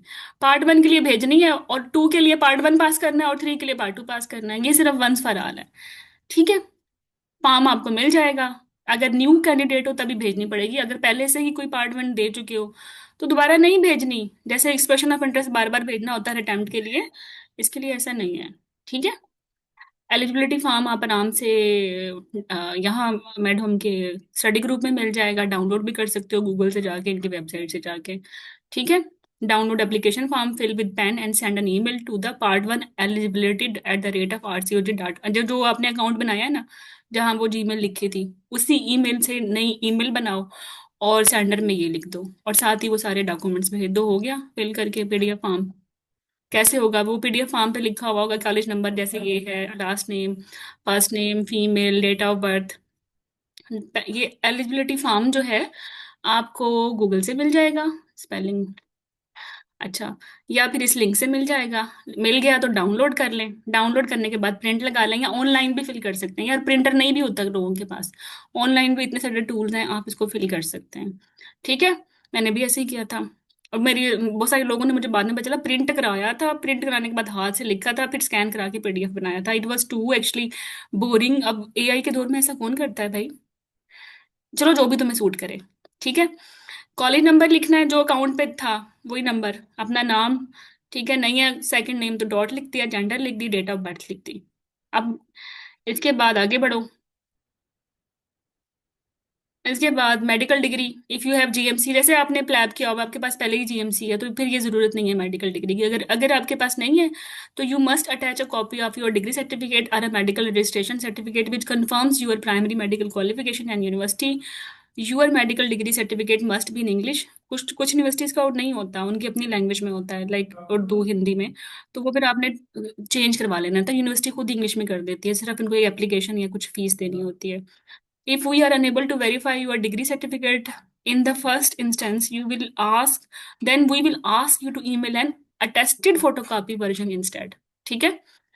Please do not post us any original documents as we are unable to return them. उनको भेजने नहीं है, सारा कुछ अपलोड करना है, और ओरिजिनल भी भेज सकते हो, लेकिन मैं आपको सजेस्ट करूंगी फोटोकॉपी अटैच करा के उसकी पिक्चर लेके कर लें। लाइक मेरे पास, मेरे पास आईफोन है, लेकिन कोई भी अच्छा सा मोबाइल है, उससे अच्छी तस्वीर बन जाती है। डायरेक्ट पीडीएफ बने, तस्वीर भी उसी से बन जाती है। मैं तो कभी कोई तस्वीर जाके कहीं से नहीं बनवाई, मोबाइल से बना के वही अपलोड कर देती हूँ। ठीक है। सिर्फ उनका केबी साइज देखना होता है जो उनके रिक्वायरमेंट में आता है। Got it? यहाँ तक कोई मसला है तुम्हें किसी को? समझ आ रही है मेरी बातें? यही तो फायदा है कस्टमाइज्ड कोर्सेज का, कितने आराम से समझ आ जाती हैं। चलो, ओके। इसके बाद फिर एथनिसिटी एंड डाइवर्सिटी मॉनिटरिंग, इस पे ये मैंडेटरी नहीं है, यस सर नो जो भी करना है कर दो। ठीक है। और फिर प्राइवेसी स्टेटमेंट एंड कंसेंट पे टिक कर दिया। ठीक है। इसके बाद आपने क्या लगाना है? स्कैन और photo copy of your original primary medical degree, scan और photo copy of your medical registration certificate provided it states your primary medical and security. मतलब आप इनमें से कोई एक, आर लिखा हुआ ना, कोई एक। इसके बाद आप इसको ईमेल कर दें। वो जो जीमेल आपकी प्रोफेशनल जीमेल है, उस जीमेल से एक ईमेल बनानी है और सेंड इस अकाउंट पे करना है। और सेंड क्या करना है? ये जो पीडीएफ आपके सामने है उसका स्क्रीनशॉट, इस पीडीएफ को फिल करके ऑनलाइन, अगर बहुत मुश्किल लगता है तो फिर प्रिंट करके हाथ से फिल कर लो और स्कैन कर दो, उसका पीडीएफ बन गया। इसके बाद उस एक पीडीएफ के अंदर ही ये जो आपकी प्राइमरी मेडिकल डिग्री है उसका पीडीएफ अटेस्टेड कॉपी ये लगाना है, और कोई दिक्कत नहीं है। ठीक है। और ईमेल लिख देनी है कि मुझे ये पेपर देना है, मेरा रजिस्ट्रेशन नंबर या अकाउंट नंबर ये है। ठीक है। ओके, बस कंपोज करें new email with the subject part 1 eligibility assessment application, insert your college number, attach this completed form. इसमें क्या होना चाहिए? मेडिकल डिग्री, ठीक है, या medical registration certificate, provisional certificate भी होता है ना, डिग्री कभी कभार लेट भी होती है अगर आपने फ्रेश ग्रेजुएट हो, और आपने इधर इसको सेंड कर दें। और मैं आपको थोड़े से हैक्स बताती हूँ। 4 हफ्ते लगते हैं, 4 से 6 हफ्ते चुप करके बैठ जाओ, बार बार मैसेज करते हो एलिजिबिलिटी नहीं आई, 3 हफ्ते हो गए, फिर 3 हफ्ते पे बात करोगे, फिर 4 पे, फिर 5 पे, समटाइम 6 भी हो जाते हैं, समटाइम 8 भी हो जाते हैं, ठीक है। लेकिन इसलिए, और एलिजिबिलिटी की कोई डेडलाइन नहीं है, अभी की अभी अगर आपने जून में भी देना है या नेक्स्ट ईयर भी देना है, एलिजिबिलिटी तो आप कभी भी स्टार्ट कर सकते हो, इसकी कोई डेडलाइन नहीं है। लाइक डेडलाइन तो है, जून के लिए तो है डेडलाइन, मतलब इसके स्टार्ट करने की कोई डेडलाइन नहीं है, शुरू कभी भी कर सकते हो, ठीक है। 4 वीक्स में वो अप्रूव कर लेंगे। अगर थोड़े बहुत माइनर ऑब्जेक्शन है, जैसे नाम के, या आपकी डिग्री जो है वो इंग्लिश में नहीं है, या उनको थोड़ा भी किसी चीज़ पर डाउट है, वो आप क्लियर कर दें, ठीक है। तो यहाँ मैं कुछ टिप्स दूंगी आपको। सेम ईमेल आईडी हर जगह इस्तेमाल करें, चेंज नहीं करना। और ये जितने भी आपका जो ये पीडीएफ है और जो मेडिकल डिग्री है, एक ही पीडीएफ में करें, मल्टीपल पीडीएफ ईमेल में मत अटैच करें, सिंगल पीडीएफ जिसमें ये सारे डॉक्यूमेंट्स हो, वो आपने ईमेल में भेजना है, ठीक है। Send all documents in one email with clear subject line.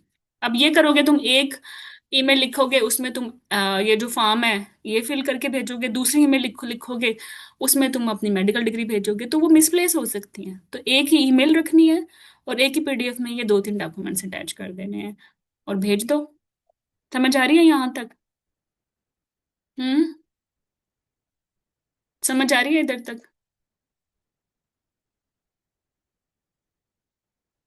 Yes sir, no, आप मुझसे पूछ सकते हो, क्योंकि अभी तो यही मसले चलेंगे तुम लोगों के। Yes doctor. ओके, तो बस आपने आपने एलिजिबिलिटी भेज दी है, 4 से 6 हफ्तों पे रिस्पॉन्स आ जाएगा, आपको ईमेल आ जाएगी कि आप अप्रूव्ड हैं, आप प्रोसीड कर सकते हैं। उसके बाद अगर आप एलिजिबल हैं और आपने एक्सप्रेशन ऑफ इंटरेस्ट भी टाइम पे भेजा हुआ है, तो आपको ही ईमेल आएगी उसी उसी जीमेल पे। याहू पे भी लोग बना लेते हैं, जीमेल ज्यादा ठीक रहता है, मैं यही कहूंगी आपको। बनानी है तो याहू पे मत बनाना, जीमेल पे बनाना अगर नहीं बनानी है तो। जो है उसी पे बुकिंग की आपको टोकन मिलेगी, जिससे आपने एग्जाम बुक कर लेना, that's it. That's your MRC department eligibility form is done. ऐसे करना था यहाँ, ठीक है। अच्छा, आगे आगे हम चलते हैं expression of interest. Expression of interest जो आपने अकाउंट बनाया था ना, उसी से ही आप भेज दोगे। If you would like to seat the next available part 1, then you need to submit expression of interest online. In order to set the MRCG Part 1 exam, you must submit your Part 1 eligibility application by the appropriate deadline। ये सिर्फ एक दफ़ा करनी है। जैसे for example, आप में से उज़मा है, चलो उज़मा ने सोचा कि मुझे ना जून में पेपर देना है, इन्होंने एलिजिबिलिटी अपनी अप्रूव करा ली, ठीक है, और इन्होंने अपना एक्सप्रेशन ऑफ इंटरेस्ट भी जून के लिए भेज दिया, इनको एग्जाम बुकिंग ईमेल भी आ गई, लेकिन उन्होंने एग्जाम बुक नहीं किया जून में, कोई रीज़न थी, तैयारी नहीं कर पाई, या कोई और भी इन्वायरमेंटल इश्यूज हो गए, नहीं दे पाई, पर्सनल इश्यूज हो गए। अब ये जनवरी में देना चाहती हैं, तो उज़मा को अपनी एलिजिबिलिटी दोबारा नहीं भेजनी। Once eligible forever eligible for part 1। इनको दोबारा जनवरी 2027 के लिए अपना एक्सप्रेशन ऑफ इंटरेस्ट भेजना है बिफोर डेडलाइन, दैट्स इट। समझ आ गया? हम्म, यस। अदीबा, चलो। तो first time candidates can submit an expression of interest before the outcome of their MRCOG eligibility application. जैसे अगर अभी आप में let's assume next year date, next month, for example, मुझे अभी डेट नहीं पता, अभी आगे आएगी, कि आपका ना वो एक्सप्रेशन ऑफ इंटरेस्ट की जो टाइमलाइन है वो एंड होने वाली है, और अभी तक आपकी एलिजिबिलिटी अप्रूव होके नहीं आई, तो आप वेट मत करो अपनी एलिजिबिलिटी अप्रूव होने का, आपने भेज दिया ना email, meanwhile you are waiting for approval. आप विदाउट अप्रूवल आप एक्सप्रेशन ऑफ इंटरेस्ट भेज सकते हो। मतलब एक्सप्रेशन ऑफ इंटरेस्ट के लिए जरूरी नहीं है कि अप्रूवल ईमेल आए उसके बाद एक्सप्रेशन ऑफ इंटरेस्ट भेजना है, you can send it simultaneously as well. Account होना चाहिए आरसीओजी का इसके लिए, ठीक है। तो expression of interest can be submitted before receiving eligibility approval email, ठीक है। और candidates must submit a new expression of interest for each exam opportunity. June में भेज दिया तो जनवरी में सो नहीं जाना, दोबारा भेजना जनवरी के लिए। This is only for expression of interest, not for eligibility. चौथा स्टेप है एग्जाम बुकिंग का। जब टाइम पे जून के लिए भेज दी है एलिजिबिलिटी, या जनवरी 2027 के लिए भेज दी है, और जो है एक्सप्रेशन ऑफ इंटरेस्ट भी भेज दिया है, अब आपको एग्जाम बुक करना है। वेट करें, जैसे एग्जाम की बुकिंग ओपन होगी बुक कर लेंगे, और इससे पहले वो आपको एक ईमेल भेज देंगे। तो eligible candidates who have submitted on expression of interest form will receive an email where the application window opens। और ये ईमेल आएगी कहाँ? होता ये है कि ईमेल आप भूल चुके होते हो, किसी और ईमेल पे ढूंढ रहे होते हो उसी ईमेल पे आएगी जो जिससे आरसीजी अकाउंट बनाया है, जिससे एलिजिबिलिटी भेजी हुई है। ठीक है, इसलिए मैं कह रही हूँ बार बार एक ही रखो ईमेल। और इस ईमेल पे सारी इंस्ट्रक्शन आएंगी, how to book an exam place at Pearson VUE centre. Exam आप देते हो, ये ऑनलाइन टेस्ट सेंटर्स हैं, फिजिकली होते हैं हर कंट्रीज में, वहां जाके पेपर देना होता है, होता ऑनलाइन है, घर बैठ के नहीं ऑनलाइन होता। इनके टेस्ट सेंटर होते हैं, सेंटर जाएंगे और पेपर दे देंगे। तो ये जो बुकिंग एग्जाम की बुकिंग है वो ऑनलाइन होगी, एग्जाम जाके आप पेरिसन सेंटर दोगे जो आप ऑनलाइन बुक करोगे। आगे मैं बताती हूँ। तो बुकिंग प्रोसेस ये आप पढ़ लें, ये थोड़ा सा कॉम्प्लिकेटेड है। ठीक है, जब आप की बुकिंग ओपन होगी तो मैं वॉइस नोट बता दूंगी बड़ा सिंपल सा करके कि कैसे बुक करना है। ठीक है, वैसे आप पढ़ भी सकते हो। इसमें आपके पास आपका बैंक अकाउंट होना चाहिए, हस्बैंड का या बहन भाई का, किसी का भी। और उसमें जो है जितनी भी इनकी फीस है उससे 50,000 ज्यादा होनी चाहिए। ठीक है। और कुछ बैंक्स ऐसे होते हैं जो कि इंटरनेशनल ट्रांजैक्शन नहीं करते। ठीक है, आपने खुद ही उनको मना किया हुआ होता है। या इंटरनेशनल कोई भी चीज़ परचेज नहीं करते, या नेशनल भी, क्योंकि इतने सारे फ्रॉड्स हो रहे हैं। तो अगर आपके बैंक को आपने मना किया हुआ है तो फोन करना है उनको बुकिंग से पहले कि आपकी ट्रांजैक्शन ओपन कर दें इंटरनेशनल परचेजिंग के लिए। ठीक है, दैट्स इट। ये एक पहले फोन कर देंगे तो आराम से अपने ही अकाउंट से ये एग्जाम की फीस दे देंगे और एग्जाम बुक कर लेंगे।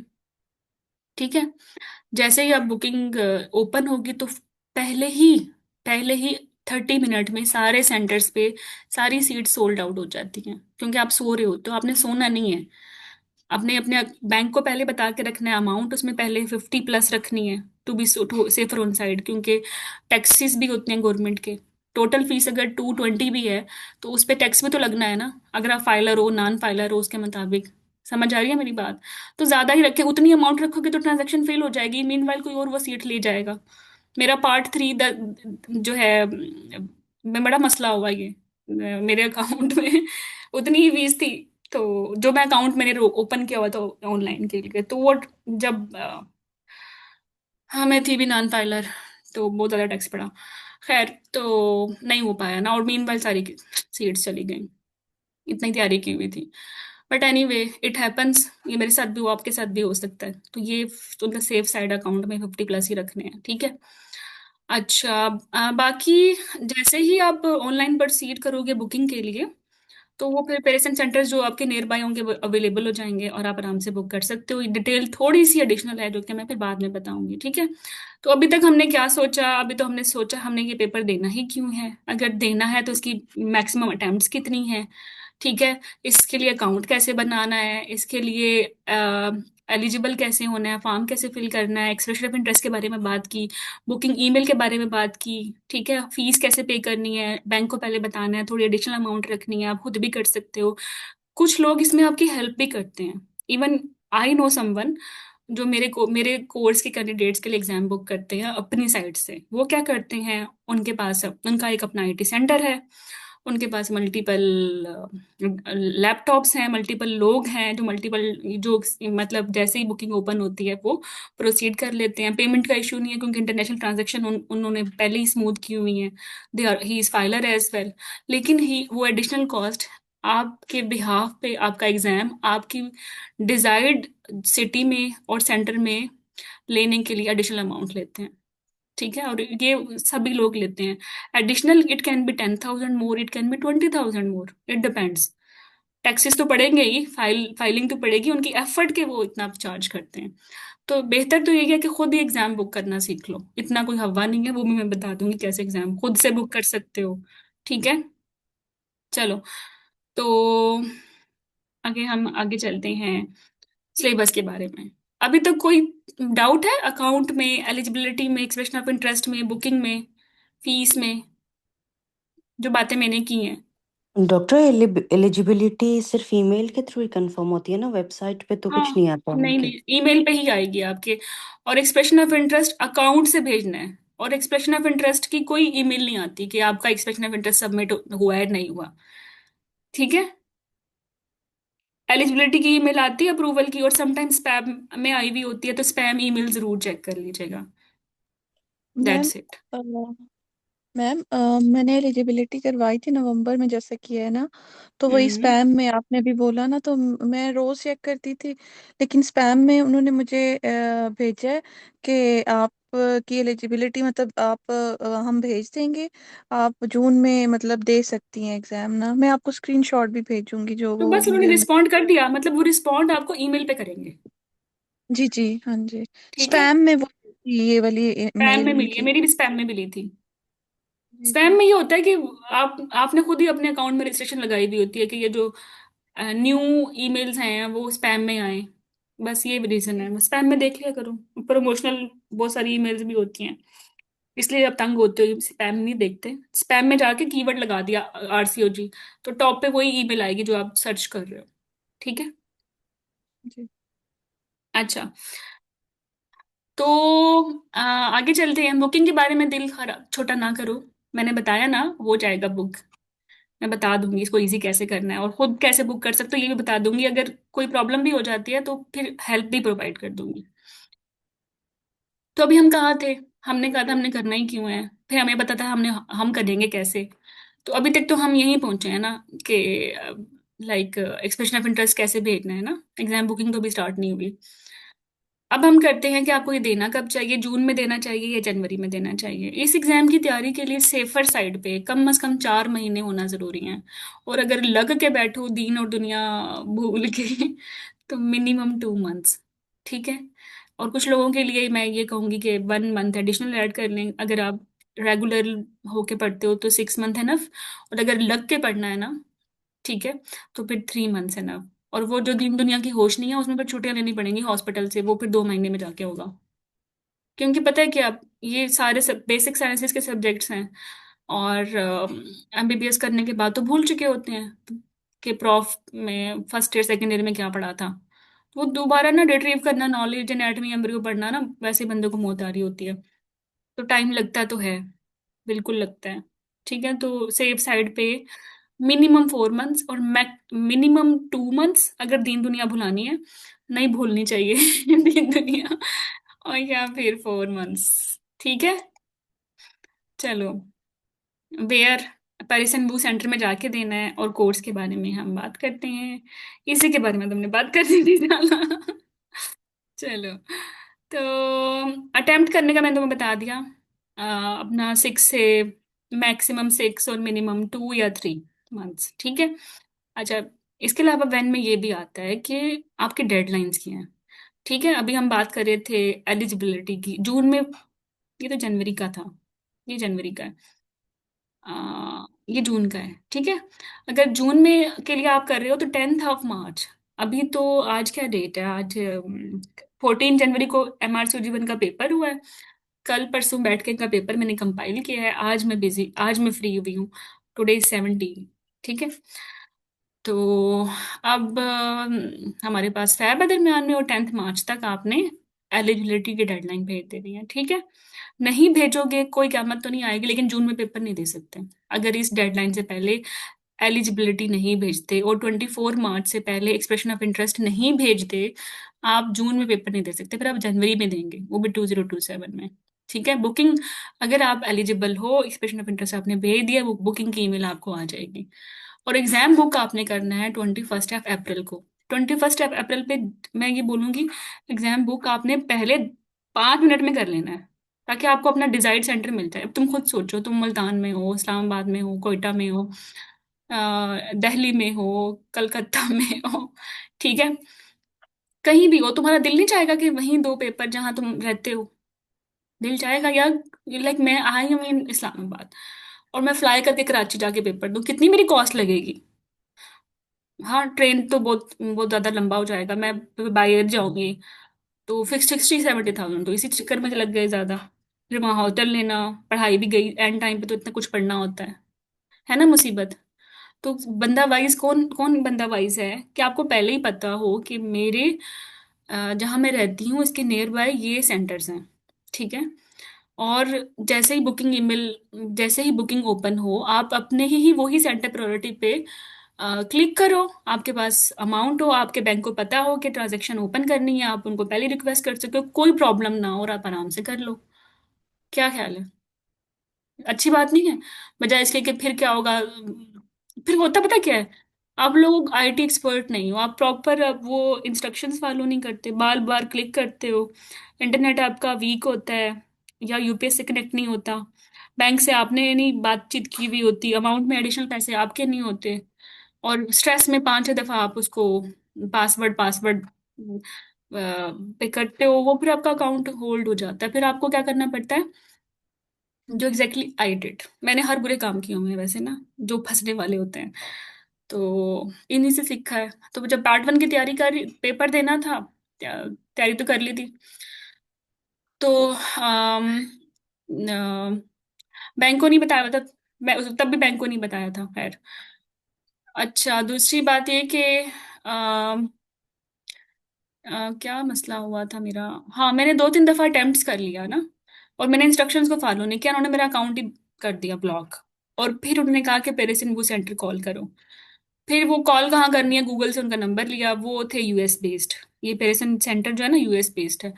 फिर इनका वर्किंग नंबर निकाला, फिर वहाँ कॉल की, आधा घंटा उन्होंने होल्ड पे लगाया, मैं भी आधा घंटा आराम से बैठी रही, कॉलें करती रही। आधे घंटे बाद उनको उसने मुझसे बात की, अब उनका एक्सेंट और मेरा एक्सेंट ही ना मैच करे, ठीक है। हम लोग जो लाइक साउथ एशियंस हैं, हमारा इंग्लिश, हमारा एक्सेंट सुनने का भी डिफरेंट है ना, तो वो तो जो वो अमेरिकन इंग्लिश बोल रहा था, और ऊपर से मुझे टेलीफोन पे बात की, मोबाइल से तो मिल ही नहीं रहा था, तो लैंडलाइन से कॉल कर रही थी, बहुत डिस्टॉर्शन थी। बहरहाल उसको मेरी बात बड़ी मुश्किल से समझ आई, और फिर उसने मेरा जो है वो ओपन किया, और ये तीसरा दिन था जब मैक्सिमम सीट्स बुक हो चुकी थी, और मुझे कोई होप नहीं थी कि मुझे सेंटर अब मिलेगा नहीं मिला था, बट लकीली लकीली तो ये था कि मेरे हाँ, घर के पास ही एक पेरेंट सेंटर था। मैं सेफ साइड पे ड्राइव करते हुए मुझे नजर आया, तो मैं उनके पास चली गई। उनको भी मैंने डिस्कस किया, दूसरा दिन है मेरा, इस तरह अकाउंट जो है फंस गया और मैं कर नहीं पा रही, तो उन्होंने बोला कॉल करके ओपन कराएं, और हमारे पास 2 सीट्स हैं जो हमने हाइड की हुई हैं, टू बी वेरी ऑनेस्ट उन्होंने हाइड की हुई हैं, ठीक है, इसी तरह ब्लैकमेलिंग के लिए। खैर, फिर हम आपको ओपन कर देंगे, इट विल बी विजिबल, और आप मुझे ये अमाउंट दे दें, बल्कि मैंने दी भी, खैर ज़्यादा ही दी, और मैं आपको इसी सेंटर पे एग्जाम बुक कर दूंगा। उन्होंने कर भी दिया था। ये हुआ था, ये स्टोरी थी। वैसे थोड़ी सी अजीब सी स्टोरी है। थर्ड डे पे एग्जाम मेरा बुक हो ही था। तो अब तुम लोगों के लिए बड़े सारे लर्निंग है इसमें, कि या तो बार बार, या तो किसी की हेल्प ले लो आईटी बंदे की, अगर नहीं से आपको आईटी की समझ, या फिर शराफत से पहले ही किसी को एडिशनल अमाउंट दे के उसे बुक करा लो, ताकि टाइम पे आपके नियर बाय जहाँ आप रहते हो विसिनिटी में ही बुक हो जाए एग्जाम। और अगर फंस भी जाता है तो सबर से पेरे से वो सेंटर को कॉल करो, वो ओपन भी कर देंगे अकाउंट, ठीक है। और इसमें फिर बहुत सारे लर्निंग मैसेजेस हैं। चलो आगे चलते हैं।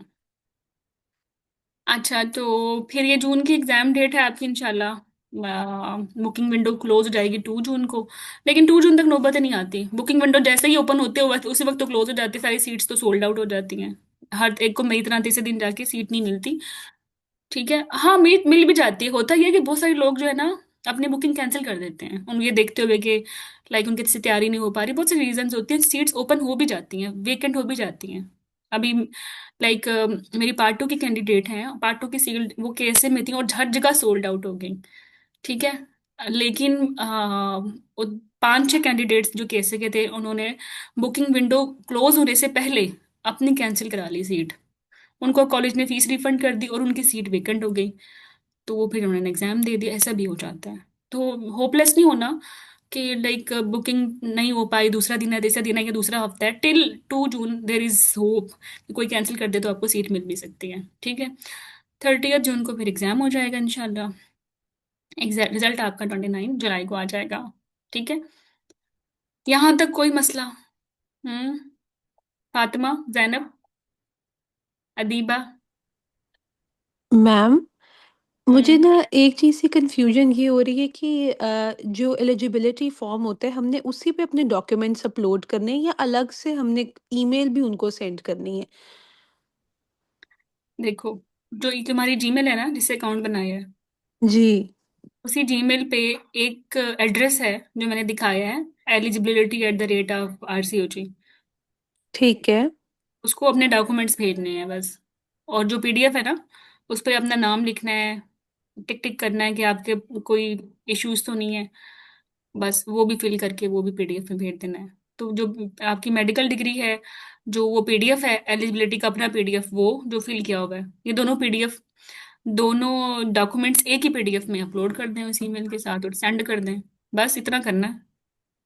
Okay okay. देखो, क्या करना है, ओपन की अपनी जीमेल। जी जीमेल ही करना, ये याहू तंग करती है। जीमेल ओपन करने के ठीक है। बाद न्यू ईमेल पे गए, न्यू ईमेल बनाई। न्यू ईमेल पे आपने सब्जेक्ट लिखा कि ये एलिजिबिलिटी के लिए है। किसको जी भेजना है, टू भी तो होता है ना, टू पे मैं आपको एक दे रही हूँ अकाउंट, वो जो जीमेल अकाउंट है एलिजिबिलिटी अकाउंट आरसीओजी का, वो यहाँ लिख दिया। सब्जेक्ट में वो लिख दिया आपने कि ये फॉर्म है एलिजिबिलिटी के लिए। ठीक है। अच्छा, फिर ठीक नीचे है। आप लिख दो कि I am this this this, I am sending this. और जो आपका डॉक्यूमेंट था एलिजिबिलिटी का, वो और मेडिकल डिग्री, वो दोनों एक पीडीएफ में अटैच कर दिए और सेंड कर दिया। इतना करना है। ठीक है। समझ आ गया? जी जी। ओके। अच्छा फिर फीस कितनी होती है? पाकिस्तान, इंडिया, बहुत बहुत सारे low and actually middle income countries band B में आते हैं। 601 अभी जो आज की डेट पे इनकी फीस है वो यही है। ठीक है, बट जो कि पाकिस्तानी में इक्विवेलेंट करूँ तो 2,26,000 बनते हैं। और इसमें फिर आपके टैक्स भी पड़ेगा। नॉन फाइलर हो तो 5%, और अगर फाइलर हो तो, नॉन फाइलर हो तो 10%, और फाइलर हो तो 5%, जो कि 23 है या 10 या 25,000 तक है। अगर कोई और आपने किसी की सर्विसेज ली हैं ये एग्जाम बुक करने के लिए, जो कि श्योर करे कि आपका एग्जाम उसी सिटी में बुक हो जाए जहां आप रहते हो, वो अपने भी 10-15 डाल देगा। इसमें कितने हो गए फिर? 226 में आप ऐड कर दो 50 और, कितने बन गए? ये तो मैथ ही बुरी है इतनी। I don't know how I survive in biostat. हाँ, तो ये अप्रोक्सीमेटली 270 प्लस बन गए। ठीक है, ये इस एग्जाम की फीस है। अब किसका दिल चाहेगा इतने सारे पैसे भर के इसको फेल भी करे? पढ़ना भी तो है ना फिर। तो वाइजली प्लान करो, देना कब है। जरूरी है आपने बहुत अपने आप को टफ टाइम देना है? एड ऑन डिग्री है ना, पहले कोई मेडिकल डिग्री आपके पास है तो सही। तो प्लान करो जब आपकी कोई नियर बाय शादी नहीं है, हस्बैंड का तो पेपर नहीं है, बच्चों के तो पेपर नहीं है। ठीक है, हज उम्रे सब कुछ देख के ना प्लान कर लो बस, आराम से। जो या जो आपका हॉस्पिटल है वो छुट्टी देगा भी या नहीं। ठीक है, फिर ये सारे पैसे लगाओ और फिर मेक श्योर भी करो कि एक ही टाइम में पास करना है। ठीक है। Tax is automatically deducted by Pakistani banks on foreign online payments. Tax rate depends on filer versus non-filer rate. At FBR exchange rate भी होता है, टैक्स डिडक्शन भी होती है। और अगर आप फाइलर हो और आपके ज्यादा ज्यादा टैक्सेस लग गए हैं तो बाद में रिफंड भी हो जाते हैं। ठीक है। अच्छा, तो बैंड बी में पाकिस्तान आता है, इंडिया आता है, बांग्लादेश आता है, Nepal, Kenya, Egypt. Important notes. The fee band is determined by the exam centre location. जैसे जैसे आप में से बहुत सारे लोग, जैसे मैं कहती हूँ फातिमा जो है, she is from Pakistan but she is currently in UK and she is appearing in UK. वहां के किसी पेरेंट्स जो सेंटर में एग्जाम दे रही हैं, तो ये फिर बैंड बी में नहीं होंगी, आप फिर बैंड ए में होंगे। ठीक है। The fee band is determined by the exam centre location, not by your nationality. Got it? फिर ज्यादा भरने पड़ेंगे। फिर कितने बड़े पड़ेंगे फातिमा को? हाँ फिर नहीं नहीं, ज्यादा बैंड है कि हाँ 696 है। बाद में पाकिस्तान आके दे लो पेपर। ज्यादा अच्छा रहेगा। चलो, टिकट की ओर लग जाएंगे, वहीं रहो। अच्छा, अब हम चलते हैं कि where you will give this exam. वो सेंटर ऐसा दिखता है। और प्लीज 1 घंटा पहले पहुंच जाना, या ट्रैफिक का नहीं पता होता, उबर वाले भी तंग करते हैं। ठीक है, तो बस जाके पेपर दे आना। हो गया पेपर, कॉन्ग्रेचुलेशन। इतनी सी बात थी। नहीं, अभी नहीं हुआ। ठीक है। हाउ में तो बहुत सारी बातें हैं कि सिलेबस क्या है, एग्जाम फॉर्मेट क्या है। ठीक है। चलो, तो ये आपका, अब ये सारे मसले मसाइल हो गए हैं, तो फिर just we are going to discuss paper one में कितने सब्जेक्ट्स हैं। Anatomy, biochem, embryo, endo, epidemiology, genetics and physiology. Paper two में है biophysics, clinical management, data interpretation, immunology, microbiology, pathology and pharmacology. नाम तो सुने सुने लग रहे हैं ना। हम्म। डॉक्टर पूनम, हसीब, सुने सुने लग रहे हैं। पढ़ा है ना। फर्स्ट ईयर एमबीबीएस में anatomy, biochemistry, I hate this actually. Embryo भी अच्छी है, एंडो भी अच्छी है, epidemiology I hate this. Genetics, हाँ सही है, फिजियोलॉजी ठीक है, बायोफिजिक्स भी ठीक है, clinical I love this, data interpretation ठीक है, इम्यूनोलॉजी ठीक है, माइक्रो भी ठीक है, पैथो भी ठीक है, फार्मा भी ठीक है। सबसे बुरी पता है क्या है, सबसे बुरा सब्जेक्ट कौन सा लगता है? पर्सनली मुझे बायोकेमिस्ट्री बहुत बुरी लगती है। किसको अच्छा, कोई सब्जेक्ट आपका सबसे अच्छा सब्जेक्ट कौन सा है? Who will tell me? कौन सा सब्जेक्ट पसंद था जब आप एमबीबीएस कर रहे थे? हम्म। Okay, physiology, wow. जिंदगी इतनी आसान नहीं है माँ गुल। एनाटमी, हसीब, हसीब, अगर तुम्हें एनाटमी पसंद है तो बस तुम बहुत मजे में रहोगे। और क्योंकि एनाटमी से 40% पेपर जो है आपका पेपर वन आने वाला है, एनाटमी इंक्लूडिंग एम्ब्रियो। सबसे बुरा बताओ कौन सा लगता है? सबसे बुरा कौन सा लगता है? चलो, मुझे पता है दो बुरे लगते हैं, बायोकेमिस्ट्री एंड बायोस्टैट। इन दोनों में सबसे बुरा कौन सा है?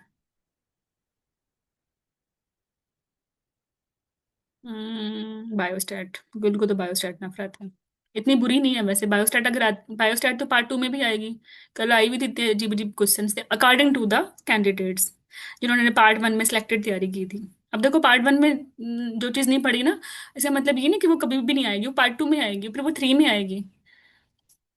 पता है, मैंने मैंने बड़ा सीखा है अपनी चीज, एक चीज से, कि जो आपकी कमी होती है ना, अगर कोई चीज रह जाए ना, वो पीछा नहीं छोड़ती है आपका। वो ऐसे घूम फिर फिर के ना आपके सामने आ रही होती है। I was appearing in an SR interview. I I मुझे कभी बायोस्टैट पसंद नहीं थी, और मैं बायोस्टैट अपने कोर्स में पढ़ाती भी नहीं हूँ। डॉक्टर मारिया पढ़ाती हैं, और उनसे अच्छा कोई पढ़ाता भी नहीं है पूरी दुनिया में, ये मैं कह सकती हूँ। लाइक पूरी दुनिया में उनसे अच्छी बायोस्टैट कोई नहीं पढ़ा सकता।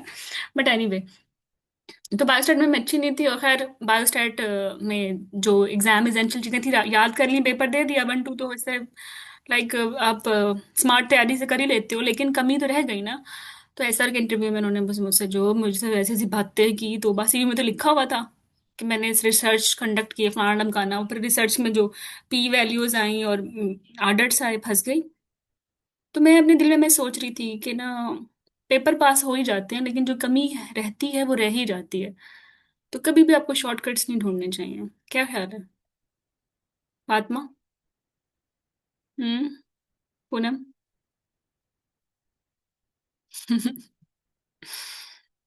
हाँ, हुई कर दो, मुझे लग रहा है मैं कंप्यूटर से बातें कर रही हूँ। मैम जो चीज ना आती हो ना, वो बंदा हम्म। डरता ही रहता है, और वही चीज आती है हाँ, और एग्जाम वही में। आती है, मुझे मेरा लगता है तो वही पर्सनल वेट कर रही यही, होती है। मेरा तो पर्सनल एक्सपीरियंस मतलब बचपन से लेके अभी 55 तक यही रहा है कि मतलब वही चीज आती जो छोड़ी होती है। हाँ, तो वही आती इसलिए है मैं स्ट्रेस। वो रिस्क अब नहीं लेती, मतलब जब से थोड़ा मतलब सीरियस होके पढ़ना शुरू किया है ना, तो वो चीज आती है हमेशा जो नहीं और आपके आती। जो जो आपके ब्लाइंड स्पॉट्स होते हैं ना, वो नहीं आपको जान छोड़ते। मेडिकल करी में तो बिल्कुल नहीं छोड़ते। जी मैम, इस तरह ही है। मैंने ना, मुझे ना आई बड़ी जहां भी लिखा हुआ आता था, तो मैं समझती थी इरिटेबल बाउल डिजीज है। इसका इतना बड़ा मुझे नुकसान हुआ कि when I was giving my exam, तो मुझे लगा ये इरिटेबल बाउल डिजीज का स्कोर देना है, बीटी का स्कोर होता है इसका। I scored it wrong. मुझे करना क्या चाहिए था? मुझे बस सोचना चाहिए था इरिटेबल बाउल डिजीज और इन्फ्लेमेटरी बाउल डिजीज में फर्क है, और बीटी स्कोरिंग में इन्फ्लेमेटरी बाउल डिजीज होती है। इतनी सी बात थी। आई बड़ी कुछ भी लगता है ना।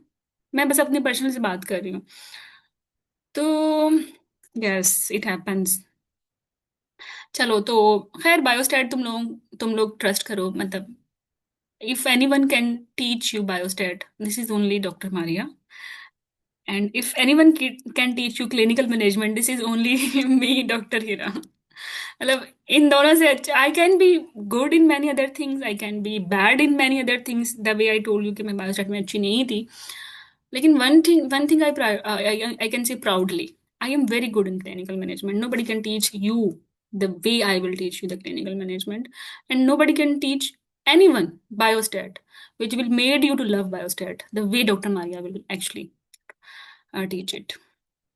ये आपने फिर मुझे, अब ये खैर आप फीडबैक देखिएगा, सो खुद ही पता चल जाएगा।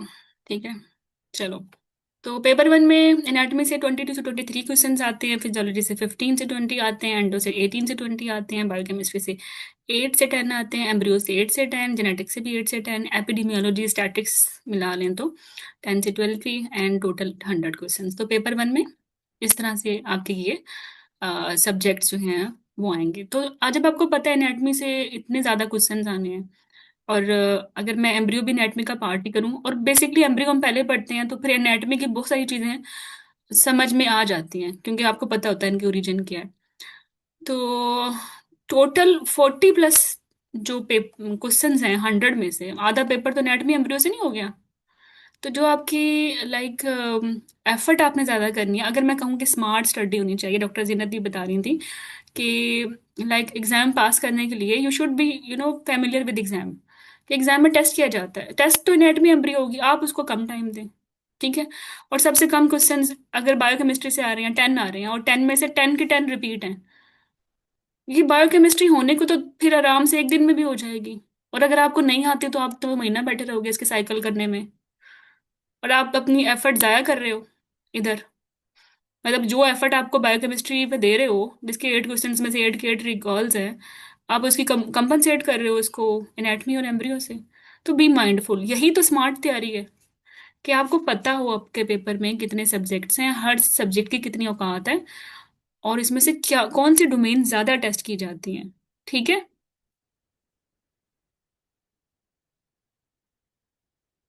विच slide number is on display currently. हाँ, ये पेपर वन बता रही हूँ, आपको नजर नहीं आ रहा? Can you see the slide?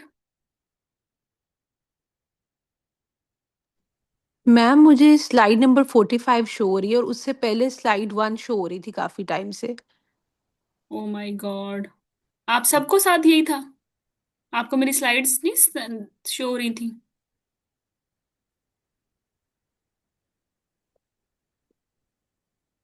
अभी आप जो बातें सुन रहे थे वो कहाँ से सुन रहे थे वैसे? मतलब स्लाइड मैंने में? आपकी सब बातें सुनी है, लेकिन डिस्प्ले पर जो है ना वो उस सीक्वेंस से स्लाइड्स नहीं आ रही थी। अच्छा, सिग्नल इशू।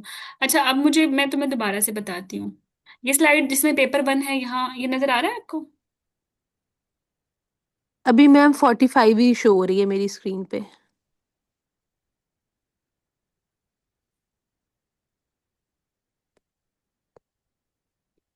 अब क्या शो हो रही है?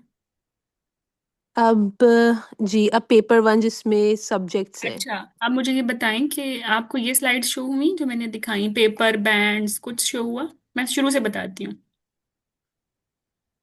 ये पहली स्लाइड थी, जी। एंड ये रिकैप हो जाएगा फिर। ये पहली स्लाइड थी, इससे ओके। हमने स्टार्ट किया था। फिर मैंने आपको बताया था कि आज के सेशन का एजेंडा क्या है, प्लान और प्लानिंग में कितना डिफरेंस है, विजन बोर्ड क्या होता है, ठीक है, मोटिवेशन को कैसे आपने इंटैक्ट रखना है, कुछ आपको टिप्स दिए थे। फिर मैंने बताया था कि वाई, हाउ, व्हेन, वेयर, विच, ये आंसर आपको आने चाहिए किसी भी एक्चुअली ड्रीम को अकम्प्लिश करने के लिए। ये स्लाइड नजर आ रही है?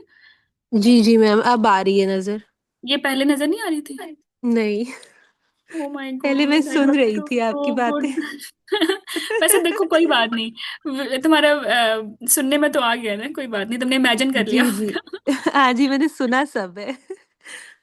चलो, तो वाई एम आर सी जी पे फिर हम थे। फिर हमने बोला कि हमें करना ही क्यों है, ग्लोबली रिकग्नाइज्ड है, इंटरनेशनल एक्सेप्टेबिलिटी है, करियर मोबिलिटी है, जॉब सिक्योरिटी है, ठीक है, स्ट्रॉन्ग करियर रिटर्न्स हैं, इसके बारे में हमने बताया। चैलेंजिंग भी है, जितनी अच्छी ऑब्वियसली फिर आसान तो नहीं होगी ना। फिर हमने जी। कहा कि दुनिया में कोई भी कर सकता है, तो फिर हम पे तो फिर वाजिब है हमें भी करना। अल्लाह ने हमें थोड़ी ना किसी से कम बनाया। फिर हमने कहा कि हमने करना कैसे है, इसका हमें बताना चाहिए कि इसकी रिक्वायरमेंट्स क्या हैं, इसकी अटेम्प्ट्स कितनी होती हैं, अकाउंट कैसे बनाना है, एलिजिबिलिटी फॉर्म कैसे फिल करना है, एक्सप्रेशन ऑफ इंटरेस्ट कैसे भेजना है, बुकिंग कैसे करनी है, सिलेबस क्या है। ठीक है, फिर हमने कहा कि 6 लिमिट्स होती हैं अगर आपने यूके में प्रैक्टिस करनी है, और लिमिट्स नहीं है अगर आपने यूके में प्रैक्टिस नहीं करनी। फिर मैंने आपको बताया था कि अकाउंट कैसे बनाना है। ठीक है, अकाउंट के लिए सबसे पहले आपने जो है आपके पास एक वैलिड पर्सनल इन यूज एक जीमेल होनी चाहिए, और उसका पासवर्ड आपको हमेशा याद रहना चाहिए, चेंज नहीं करना उसको।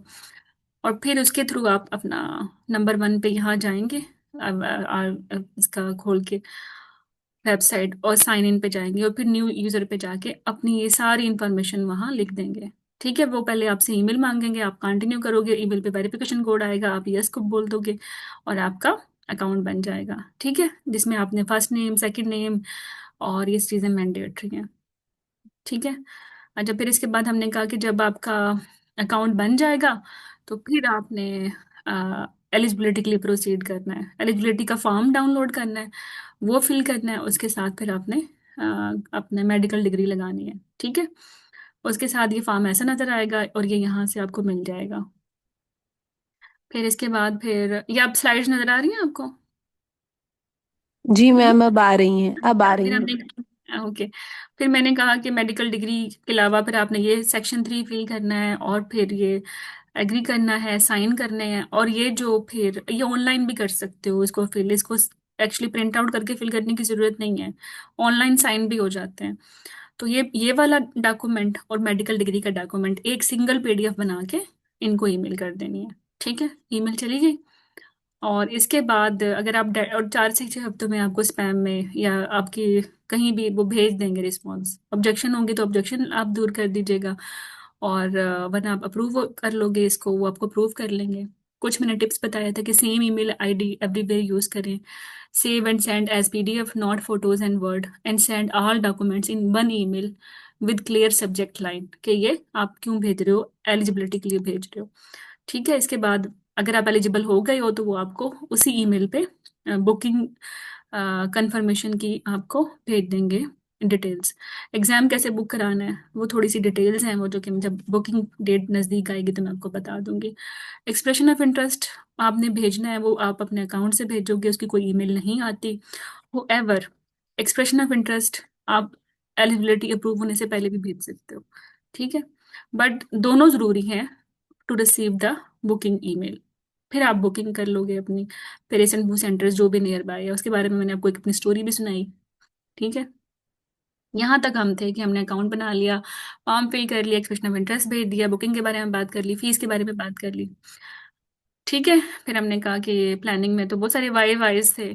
ठीक है, तो अभी हमने यही देखा था कि अकाउंट कैसे बनाना था। फिर डेडलाइंस मैंने आपको बताई थी। डेडलाइन ये है आपकी ना कि आपने एलिजिबिलिटी 10 मार्च से पहले भेजनी है, एक्सप्रेशन ऑफ इंटरेस्ट 24 मार्च से पहले भेजना है, बुकिंग विंडो एप्लीकेशन ओपन हो जाएगी 21 अप्रैल को, और बुकिंग क्लोज हो जाएगी 2 जून को। एग्जाम आपका इफ एवरीथिंग गोज स्मूथ 30 जून को हो जाएगा। ठीक है, ओके। फीस बैंड बी के लोगों के लिए 601 है, जो कि पाकिस्तानी रुपीज में 2,226 बनती है, या 2,26,000। लेकिन फाइलर और टैक्सेशन ये सब चीज़ें ऐड करें तो इसमें आप 30,000 रफली और भी ऐड कर सकते हैं। अगर किसी और की हेल्प ले रहे हैं तो वो भी अपने अपने भी वो लाइक कमीशन रखता है फिर। ठीक है, और इम्पोर्टेंट ये है कि fee band is determined by the exam centre location, not by your nationality. जैसे मैंने उस्मा की मिसाल दी कि उस्मा अगर यूके में है तो फीस उसको बैंड ए के मुताबिक भेजनी पड़ेगी, नेशनलिटी उसकी हालांकि बैंड बी की थी और फीस कम थी। ठीक है, उसके बाद फिर हमने कहा कि where you will give this exam, ये पेशेंट सेंटर इस तरह के सेंटर्स होते हैं, वहाँ जाके आप देते हैं। ठीक है, और हर मेजर सिटीज़ में, लाइक अगर मैं पाकिस्तान की बात करूँ, कोयटा, पेशावर, इस्लामाबाद, लाहौर, कराची, मुल्तान, हैदराबाद, फैसलाबाद, हर जगह ये सेंटर्स हैं। Ma'am if applied for eligibility और अप्रूव ना हो तो it I can apply on previous account और न्यू जीमेल एंड अगेन। नहीं नहीं, अकाउंट बन गया ना तुम्हारा, अकाउंट जिस जीमेल से बना है, अब वो जीमेल चिपक गई आपके साथ forever, you can't change your Gmail.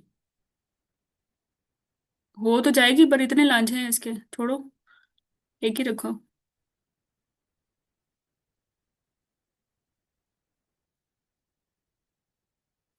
अच्छा, फिर हम थे सिलेबस पे हम इस स्लाइड पे थे कि पेपर 1 में basic subjects anatomy, biochemistry, embryo, endo, start, genetics और फिजियोलॉजी है, और पेपर 2 में बायोफिजिक्स, क्लिनिकल मैनेजमेंट है। अच्छा, यहाँ से एनाटमी और एम्ब्रियो आपके अप्रोक्सीमेटली 50% पेपर 1 कम करेगी, और यहाँ से क्लिनिकल मैनेजमेंट और डेटा इंटरप्रिटेशन 50% पेपर आपका इधर से आएगा। तो ये 4 सब्जेक्ट्स तो आपके फेवरेट होने चाहिए, मतलब you should do them in depth.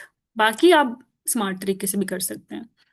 जैसे आपको पता है बायोकेमिस्ट्री से 8 सब्जेक्ट्स क्वेश्चंस आते हैं, मोस्टली रिपीट होते हैं, और वो सिर्फ पूछ रहे होते हैं कि कौन सा रेट लिमिटिंग एंजाइम है। यही पूछ रहे होते हैं मैक्सिमम।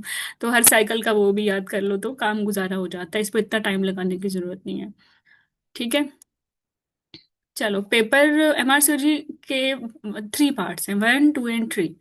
1 में जो है 2 पेपर्स हैं। पेपर 1 में 100 सिंगल बेस्ट आंसर्स, फिर 60 मिनट की ब्रेक है, और फिर पेपर 2 में 100 सिंगल बेस्ट आंसर्स हैं। ठीक है, पेपर 2 एमआरसीजी 2 भी रिटर्न बेस्ड पेपर है, वो भी पेरिस सेंटर में होगा, जाना पड़ेगा आपको। लेकिन इसमें एडिशनली जो जिसकी वजह से डॉक्टर जिन्नत बता रही थी कि ये थोड़ा सा कंसेप्चुअल है ज़्यादा, वो है एक्सटेंडेड मैच क्वेश्चंस। होता ये है कि पार्ट 1 में 5 चॉइसेस होती हैं एक क्वेश्चन की, लेकिन जब ईएमक्यूज आते हैं तो choices can be as high 15 choices, 18 choices, 20 choices हो सकती हैं। तो वो चॉइसेस में से फिर बेस्ट देखना, जो कि 5-6 एक जैसी लग रही होती हैं, और वो टाइम टेकिंग होता है। दैट्स द रीजन कि ये लोगों को थोड़ा सा डिफिकल्ट लगता है। लेकिन मैं आपको बोला है, अगर कोई एग्जाम डिफिकल्ट है और किसी ने पास किया है, तो आपके पास कोई रीजन नहीं है कि आप ये कहो कि मुझसे पास नहीं होगा। You should pass it. मतलब मेरा तो जिंदगी का ये लॉजिक है कि अगर कोई काम कोई नहीं कर रहा, तो चलो रीजन है कि कोई भी नहीं कर रहा, अगर किसी ने किया है तो यू मस्ट डू इट। ठीक है, और पार्ट 3 में एक्चुअली क्लिनिकल एग्जाम है, 14 स्टेशंस होते हैं, few with role player and few with examiner, जो कि आपसे स्ट्रक्चर डिस्कशन पूछता है कि ये क्या हुआ, और ड्रिल्स करा लेता है बस। तो बेसिकली मेरे पर्सपेक्टिव से हर बंदे की अपनी जर्नी होती है। Part 1 and part 3 they are comparatively easy, 2 is slightly difficult, और उसकी रीजन ये ईएमक्यूज हैं, 15 रिस्पॉन्सेज को देखना। लेकिन ये फिर भी मैं कहूँगी सिस्टमैटिक है। अगर आप शुरू से ही एग्जाम ओरिएंटेड तैयारी करोगे तो कोई मसला नहीं है, you can easily do it. Okay, तो बेसिकली फिर 150 मिनट्स या 2.5 आवर का 2.5 घंटे का पेपर है, आराम से पास हो जाता है अगर आता है तो।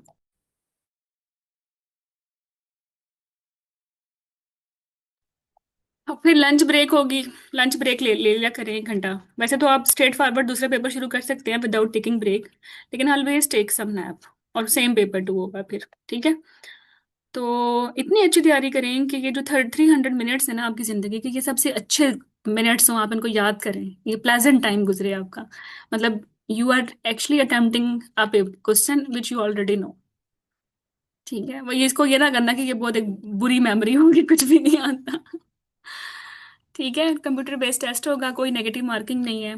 Each paper counts for the same amount of marks. Paper 1 account 50% of the overall mark, and the paper 2 also 50%।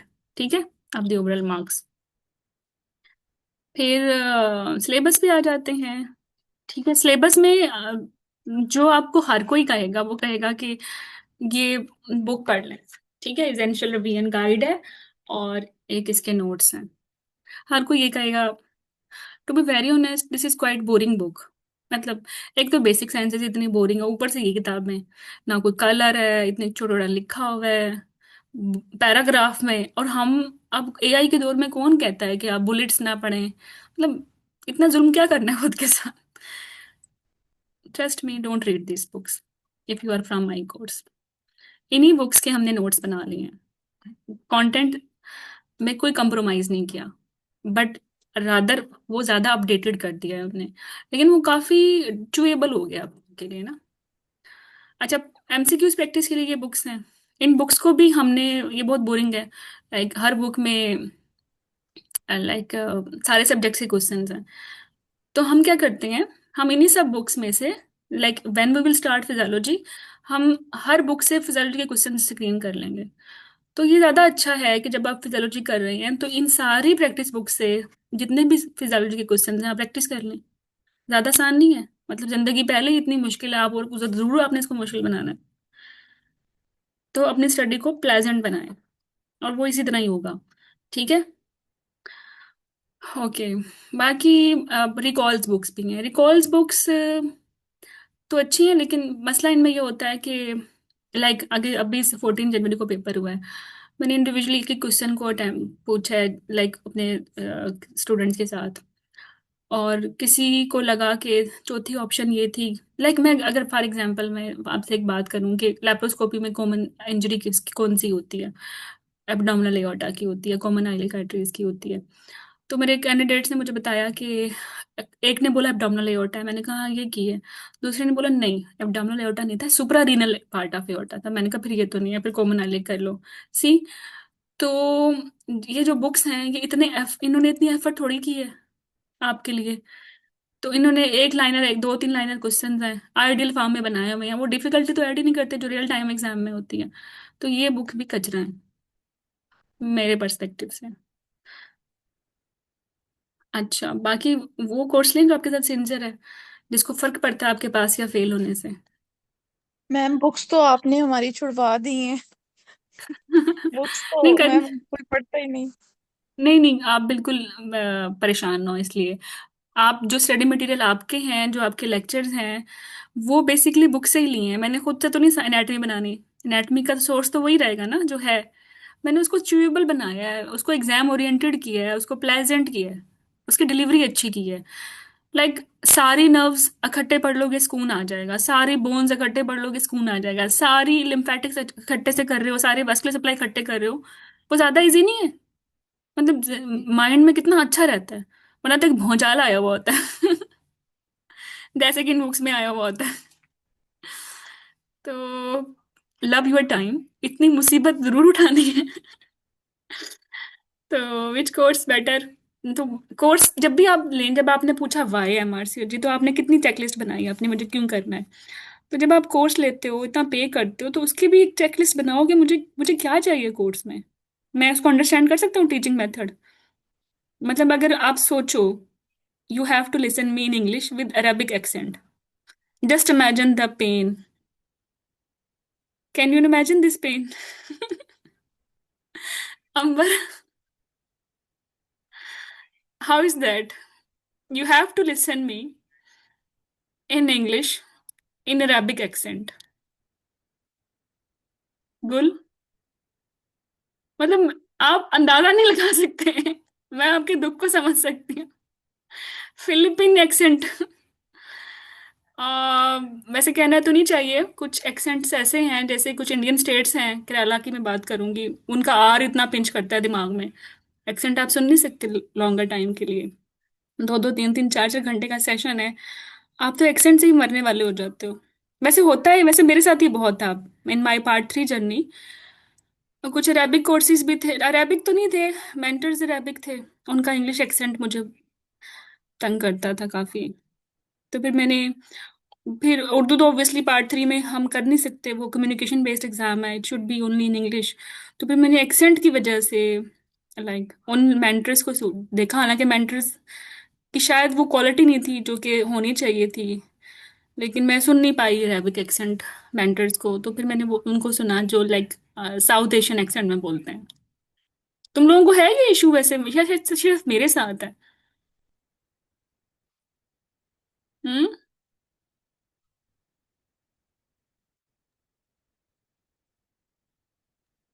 Ma'am जब समझ नहीं आएगी तो फिर हम कैसे कर सकेंगे कम्युनिकेट, या कैसे कर समझ सकेंगे उस चीज को मैं समझ जब सकती समझ हूँ ही कि नहीं आएगी। आपका तो भी जर्नी शुरू हुआ है, आपको इन एक्सेंट्स का पता ही नहीं है।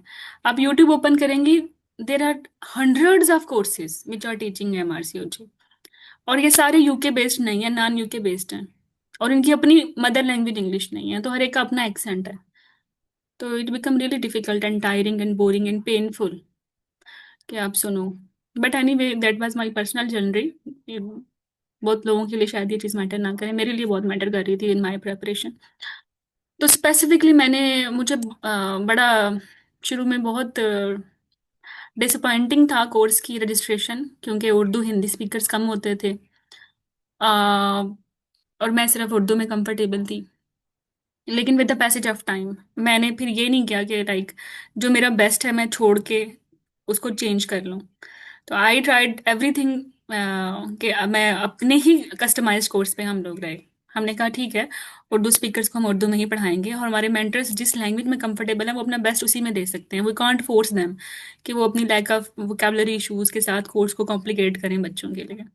तो इंग्लिश स्पीकर्स के लिए हम कोर्स ही नया बना लेंगे, लेकिन अपना कस्टमाइज्ड कोर्स उर्दू स्पीकर्स के लिए या हिंदी स्पीकर्स के लिए जो कि उर्दू ही है ऑलमोस्ट, वो चेंज नहीं करेंगे। और ये बहुत इंपॉर्टेंट है, you can't actually have to take long hours session. तो एक्सेंट और कम्युनिकेशन इसमें कोई लैग नहीं होना चाहिए। तो ये कस्टमाइज कोर्स अगर आपको अवेलेबल है तो यू आर वेरी लकी। और ये सिर्फ मैड होम के प्लेटफॉर्म से अवेलेबल है, और ऐसा है ही नहीं दुनिया में। Every course will you will be have to listen in English. अच्छा, तो लैंग्वेज एक बिगेस्ट बैरियर है आपके सक्सेस में। आप खुद अपना क्वेश्चन नहीं पूछ सकते, आप उसको ठीक करने में लगे रहते हो कि मैं बोलूँ क्या। And during session you can speak the way you, आपको जो प्रॉब्लम नहीं आ रही तो आप अपने अंदाज में बता सकते हो। स्ट्रॉन्ग बेसिक कंसेप्ट बिल्डिंग हो जाती है कस्टमाइज्ड कोर्सेज से। ठीक है, एनाटमी, फिजियोलॉजी, एंडोक्राइनोलॉजी सारे बेसिक्स तो हैं। तो if someone will teach you like a story, it will B मैं आपको ये बताऊँ ना, जर्नी आपकी प्लेजेंट हो जाती है, पेनफुल नहीं रहती। आपको खौफ नहीं आता पढ़ने से, आपको आपको सुकून मिलता है, अच्छा लगता है कि नहीं मैं पढ़ रही हूँ, this is just like a story. दूसरा क्वेश्चन आपको पूछना चाहिए कि क्वेश्चंस इनके पास अच्छे हैं या नहीं, क्लियर एक्सप्लेनेशंस हैं। और रिकॉर्डिंग आपके बाद में मिलेगी दोबारा सुनने के लिए। ठीक है। Are the ebooks on Medlink are downloadable? Are they are have to the online access? They are only for online access. Regular mock exams हैं, स्ट्रैटेजी गाइडेंस है, डबल सॉल्विंग सपोर्ट है। ठीक है, आपको अपने मेंटर से कोई हेजिटेशन, ऐसी प्रॉब्लम नहीं होती कि पता नहीं मेरे मुझे जवाब देगी या नहीं देगी। बिल्कुल फ्रेंडली इन्वायरमेंट होती है, आपके लेवल पे आके आपको गाइडेंस मिलती है। आप ये नहीं होते पता जवाब मिलेगा या नहीं मिलेगा, एरोगेंट नहीं होता या मेंटर। फिर यही बातें इस इन्फोग्राफिक में बताई हुई है मैंने। ठीक है, नाउ अबाउट द कोर्स। जून का कोर्स है, जुलाई लिखा हुआ है, खैर 14 live sessions covering all subjects, all session recording will also be available. ठीक है, और बाकी आप देख लें। इसके अलावा जो कोर्स टॉप रेटेड में, जो कोर्स का टॉप रेटेड पार्ट है वो है स्टडी मटेरियल, जो मैंने आपको बताया है। क्योंकि कलर कोडिंग है, टेबल्स है, माइंड मैप है, पिक्चर्स हैं, पिक्नोमिक्स भी हैं और निमोनिक्स भी हैं, और बुलेट्स पॉइंट्स हैं, टेबल्स हैं। तो बड़ा कंफर्टेबल होके आप पढ़ सकते हो स्टडी मटेरियल को, and it will be enough to pass. इसमें कुछ भी ऐड ऑन करने की जरूरत नहीं है। फिर अगर आप, वैसे तो 14 सब्जेक्ट्स हैं, लेकिन मैंने आपको बोला ना बायोस्टैट और क्लिनिकल मैनेजमेंट तो हमारे सिग्नेचर सब्जेक्ट्स हैं। वी कैन कंफर्टेबली क्लेम कि nobody can teach these subjects the way our mentors will teach. इसके अलावा once you will actually complete your theory in theory course, there will be a separate course. It name will be the crash course. Crash course will be recall based course. मैं दोबारा clear कर दूं, बहुत सारे students को ये बात clear नहीं होती। कोर्स के टू टू पार्ट्स हैं, या एक प्रेपरेशन के टू पार्ट्स हैं, और इन टू पार्ट्स के लिए दो कोर्सेज हैं। फर्स्ट कोर्स में थ्योरी है, इसमें सारे थ्योरी के सब्जेक्ट्स हैं, और जितनी ये जो 14 बुक्स आपने देखी इनके सारे क्वेश्चंस हैं। जो प्रेपरेशन का सेकंड फेज है, जिसका नाम है अब आप पेपर्स करें, उसके लिए एक डेडिकेटेड सेपरेट कोर्स है। You have to subscribe it separately, and its name is crash course. इसमें सिर्फ हम पेपर्स करते हैं। ऑब्वियसली आपने थियरी इतने अच्छे से की हुई है तो आपका क्रैश कोर्स का जर्नी भी अच्छा और प्लेजेंट रहता है, आपको बात समझ आ रही होती है। जिसकी थियरी अच्छी नहीं है तो फिर वो तो फिर रिकॉल्स उसके लिए मुश्किल ही है कि उसको समझ आए। ओके, तो फिर आगे हम चलते हैं। Once you will join us, तो आपको वेबसाइट पे एक्सेस मिल जाएगी, आपको टेलीग्राम ग्रुप की एक्सेस मिल जाएगी। एक तो मेन गाइड ग्रुप है, स्टडी ग्रुप है MRCOG 1 का, जो कि पब्लिक ग्रुप है। वहाँ डेली हम एक थीम के मुताबिक, प्लानर के मुताबिक प्रैक्टिस करते हैं। और एक है कोर्स ग्रुप, जिसमें लाइक ऑब्वियसली कोर्स ग्रुप के लोग ही वेबसाइट एक्सेस होगा, स्टडी मटेरियल लेक्चर्स तो सिर्फ उन्हीं को मिलेंगे, लेकिन उनकी टॉपिक वाइज डिस्कशन भी उनके अपने ही पेड ग्रुप में होंगे। ठीक है, दोनों ग्रुप्स में, गाइड ग्रुप में और पेड ग्रुप में, दोनों में एक्टिविटीज होंगी। कोर्स कैंडिडेट के लिए दोनों ही ज्वाइन करना जरूरी है। और टेलीग्राम में जरूरी बात यह है कि पिंड पोस्ट फॉलो करें, वहाँ सारी आपको अनाउंसमेंट मिल जाती हैं कि आज क्या होने वाला है। अच्छा, फिर आपने तैयारी कैसे करनी है। सबसे पहले तो मैं बोलूंगी आपको कि लेट्स, आपने एनाटमी से या एम्ब्रियो से स्टार्ट किया, आप पढ़ें मत, आप उसको सुने, वो लेक्चर सुने, उसमें लेक्चर्स, तस्वीरें, टेबल, सब कुछ है। सुन के ही आपको 80-90% हो जाएगा याद। फिर आप पढ़ें, फिर आपको पता होगा वही बातें दोबारा रिवाइज हो रही हैं और आपकी पेज मेमोरी भी बन रही है। पढ़ें भी आप उसी उन्हीं स्लाइड से वही स्टडी मटेरियल जिससे लेक्चर्स बने, तो उसमें कॉन्फ्लिक्ट नहीं होगा पेज मेमोरी का और लेक्चर का। ठीक है, उसके बाद जो डेली एक्टिविटीज हैं क्वेश्चंस की, वो सॉल्व करें। आपको प्रोबेबली बहुत सारी बातें नहीं लगें, जो आपको लगेगा कि सुनी नहीं है। तो हमने एक्चुअली इंफॉर्मेशन को दो पार्ट्स में डिवाइड किया है। मैंडेटरी इंफॉर्मेशन हमारे लेक्चर्स का पार्ट है। जो लेस मैंडेटरी इंफॉर्मेशन है, जो हम चाहते हैं कि आप मिस ना करें, हम उसके क्वेश्चंस बना के आपको प्रोवाइड करेंगे। तो आपने एक्सप्लेनेशन आप पढ़ोगे तो वो भी इनफ है। तो basically if you will think कि लेक्चर में ये चीज़ तो नहीं है, सुन तो लिया और सॉल्व करते हुए एडिशनल चीज़ आ गई, तो इट्स मीन ये इतनी इंपॉर्टेंट नहीं है, बट हम चाहते हैं कि आप ये भी कर लो।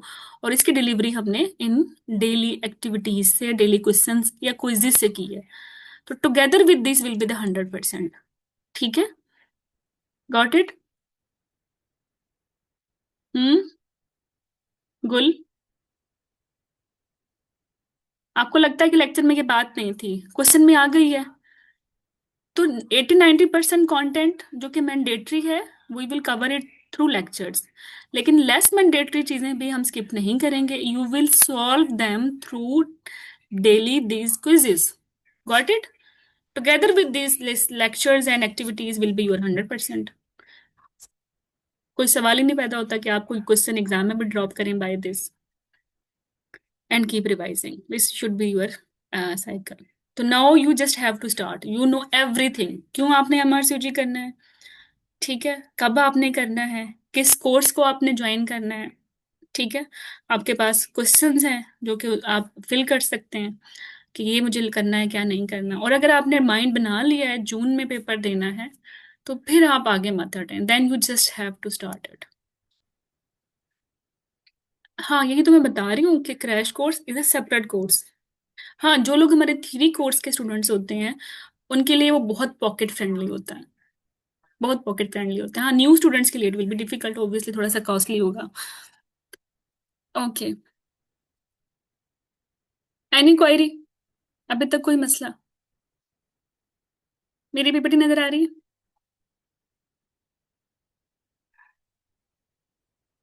हेलो?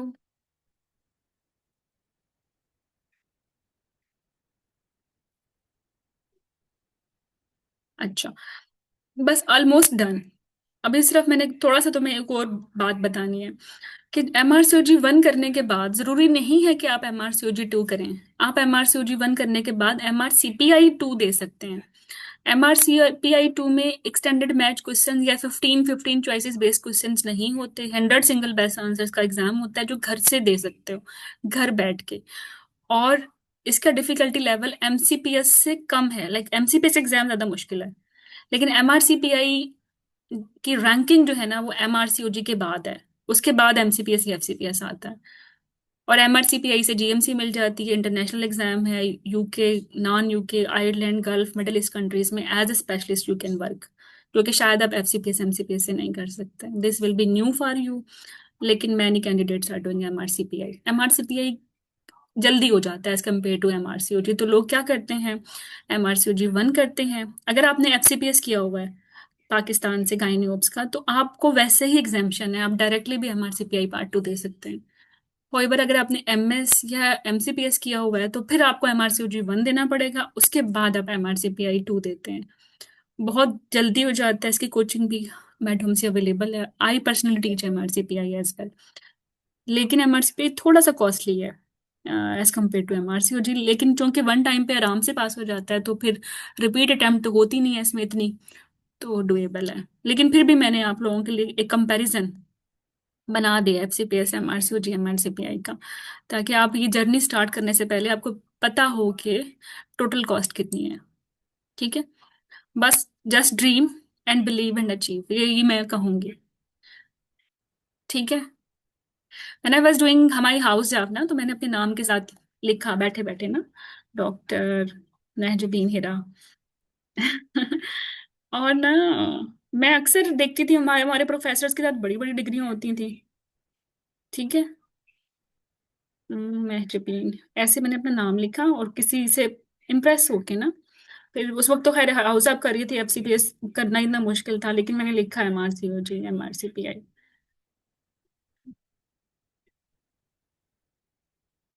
कितना अच्छा लगता है, और ये इतना मुश्किल तो नहीं था मेरे लिए अचीव करना। हाँ वैसे उम्र तो हो गई है 38, तो खैर, लेकिन इसी तरह एक दफा ख्वाब देखा था, तो बस ख्वाब देखो, ख्वाब देखने चाहिए, ठीक है। तो फिर आप उसको प्लान करो, प्लानिंग करो उसकी, तो वो डुएबल है, ठीक है। Don't stop dreaming and don't stop believing. वो कहते हैं ना, when there is a will there is a way. तो अल्लाह खुद ही आपके लिए हेल्प कर देता है, if you are listening me. अगर आप दुनिया में कहीं भी है ना, and you can understand Urdu and you are listening me, अब मैं ये कहूंगी कि यही in itself is a blessing.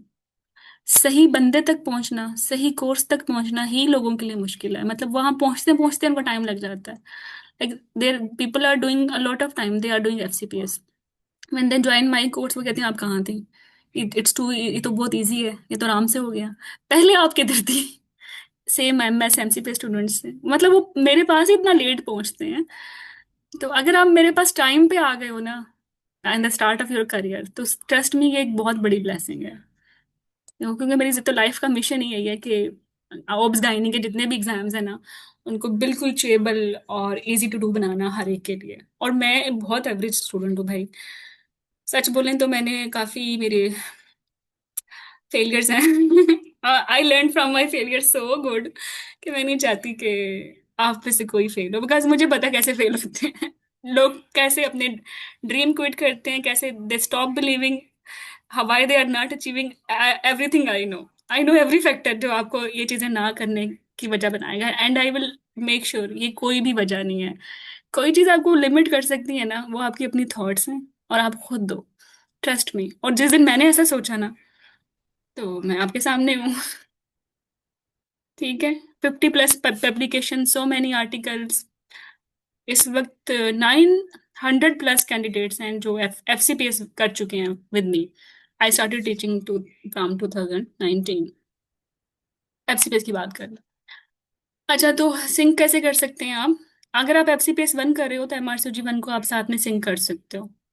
MRCOG 2 को आप अपने एफसीपीएस एमसीपीएस एमएस की थ्योरी के साथ सिंक कर सकते हो, और सिमिलरली MRCOG 3 को आप अपने क्लिनिकल एग्जाम के साथ सिंक कर सकते हो। ये भी एक स्मार्ट स्ट्रेटेजी है। थोड़ी सी बात बताऊंगी सब्जेक्ट्स के लिए, और ये आपके लिए बहुत ही अच्छी बात है। और मुझे लगता है मेरा टाइम भी नमाज का अब जाने वाला है, मैं जल्दी करती हूँ। ये आपका ना परसों का पेपर है, जनवरी 2026 का, ठीक है, 14 जनवरी, जो मैं आपको दिखाने वाली हूँ। इस पेपर को देख के ओवरवेल्म नहीं होना, इससे सिर्फ एक चीज सीखनी है कि एग्जाम में क्वेश्चंस कैसे आए थे, और आपने एक्चुअली अपनी तैयारी राइट फ्रॉम डे 1 कैसे रखनी है। ये पेपर बिल्कुल रेप्लिकेट करेगा आपके आने वाले जून के पेपर को।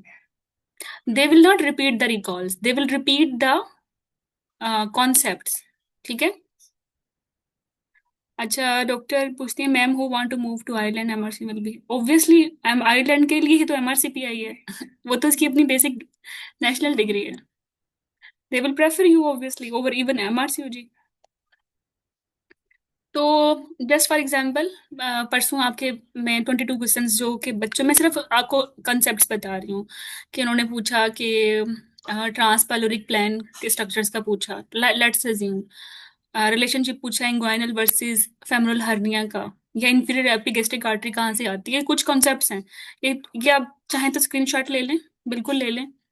22 क्वेश्चंस हैं सारे, कि राउंड लिगामेंट लिवर का उसकी एनाटमी बताई हुई थी, उस पे क्वेश्चंस था, आपने आइडेंटिफाई करना था।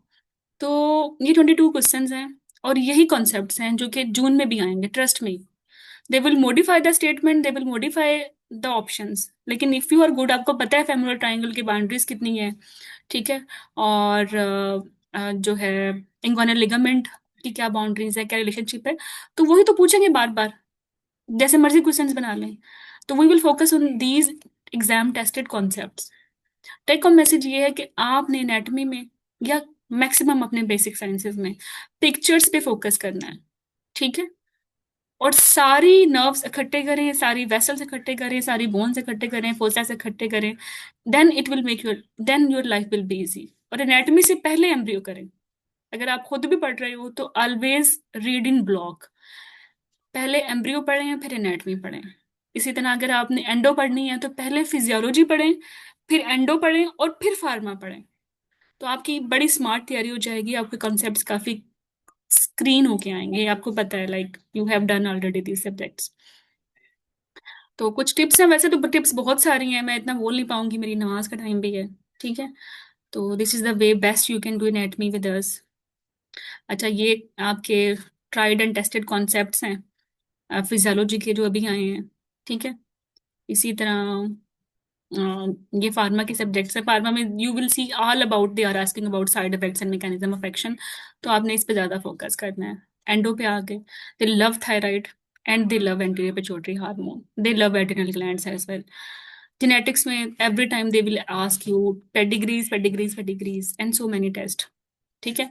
Embryology, and this is about वो भी पिक्चर से, निमोनिक से, पिक्नोमिक से हम करेंगे तो you will better understand. Microbiology, microbiology में ऐसे नहीं जाना है, ऐसे रफली सारे इन्फेक्शंस जो अर्ली प्रेगनेंसी में आते हैं we will do together. Delivery time पे जो तंग करते हैं वो we will do them together, जैसे HIV है, GBS है, हेप CB है, अर्ली प्रेगनेंसी में टॉर्च है, नॉन एसटीडीज हैं, बैक्टीरियल वेजिनोसिस, एसटीडीज हैं जैसे क्लेमाइडिया वगैरह, सारे इन्फेक्शन जो रैश कराते हैं, ये जेनिटल अल्सर्स कराते हैं, सारे इन्फेक्शन जो नॉर्मलीज कराते हैं, सारे इन्फेक्शन जिनका एक स्पेसिफिक पैटर्न है डिस्चार्ज का, या सारे इन्फेक्शन जो बैक्टीरियल हैं, वायरल हैं या फंगल हैं, वो हम इकट्ठे करके पढ़ेंगे तो तभी हमें समझ आएंगे। इसलिए तो मैं बोल रही हूँ कि अपनी स्टडी को प्लेजेंट बनाएं, ना बोरिंग मत बनाएं कि पेज 1 से उठाया और पढ़ लिया। तो विद मैड होम आपकी जर्नी बड़ी प्लेजेंट होगी, one thing I am sure, और दैट्स द रीजन के this is going to be reflected in your success. There is, proudly speaking, there is a 100% success rate for part 1. तो pathology के ये 8 questions every time they will test you. Biostat, they tested them in recent exam, they definitely will test you in your coming up June exam.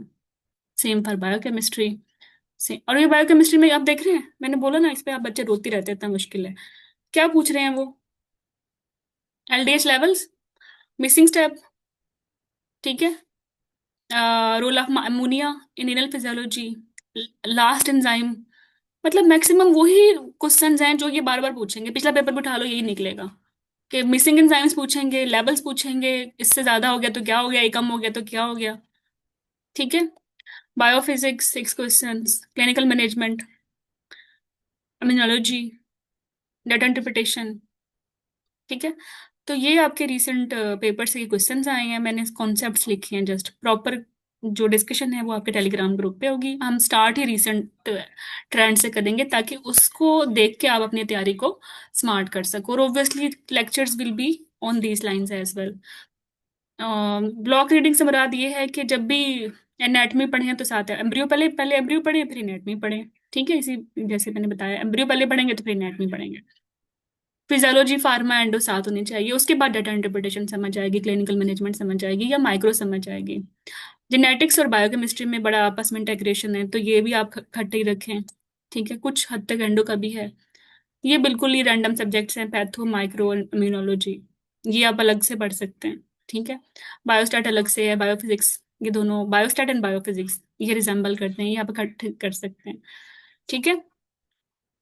तो this is about today's session, and I am so sorry I took lot of time you people, लेकिन basically part 1 ही तो वो time होता है जिसमें आपको एक सही कंपैरिजन चीजों का दिखाया जा सकता है। Any query? Fatima, Zainab, Aliza, Alizay, I think मैंने कोई चीज स्किप नहीं की, right from how to make account till then कि आप like how to pass it, लेकिन फिर भी आप बताएं।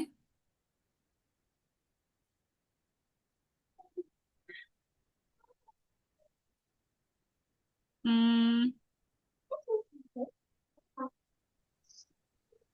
मैम, आपका थ्योरी कोर्स यूजुअली कितने मंथ्स में वाइंड अप हो जाता है, उसके बाद फिर क्रैश कोर्स अच्छा, लेना होता है? हाँ, हम इसको 2.5 मंथ में या मैक्सिमम 3 मंथ्स में वाइंड अप कर देंगे. Detailed planner I will upload in your study group and also in your guide group.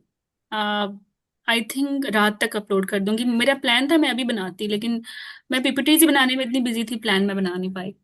But after actually closing this session मैं प्लान बना के आपके टेलीग्राम में अपलोड कर दूंगी. और बस एम ये होगा कि 7 days या 1 week फॉर ईच सब्जेक्ट, तो 14 या 12 या 14 weeks में, या रफली in 3 months we will complete. And then we will start your recalls. और रिकॉल्स इतने आसान लगेंगे आपको, बिकॉज यू नो, आपको पहले ही पता है कि एग्जाम टारगेटेड तैयारी आप पहले ही कर चुके होते हैं, तो आपको लगेगा ये सारे क्वेश्चंस किए हुए हैं, तो पेपर्स करना बड़ा हलवा हो जाएगा.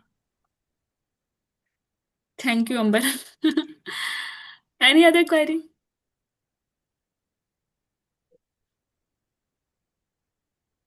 No query. मैम, अकाउंट में एक चीज़ आपसे पूछनी थी कि मैंने जो है वो ऑलमोस्ट 10 डेज बैक किया था ये आरसीओजी, पर मैंने पहले अपना अकाउंट बनाया, फिर मैंने एलिजिबिलिटी वाला फॉर्म सबमिट किया और एक्सप्रेशन ऑफ इंटरेस्ट सबमिट किया, लेकिन ये वाला जो बीच में चीज़ है ना, ये अब इसका क्या करना होगा, जो ईमेल उनको सेंड करनी थी जो आपने बताया है?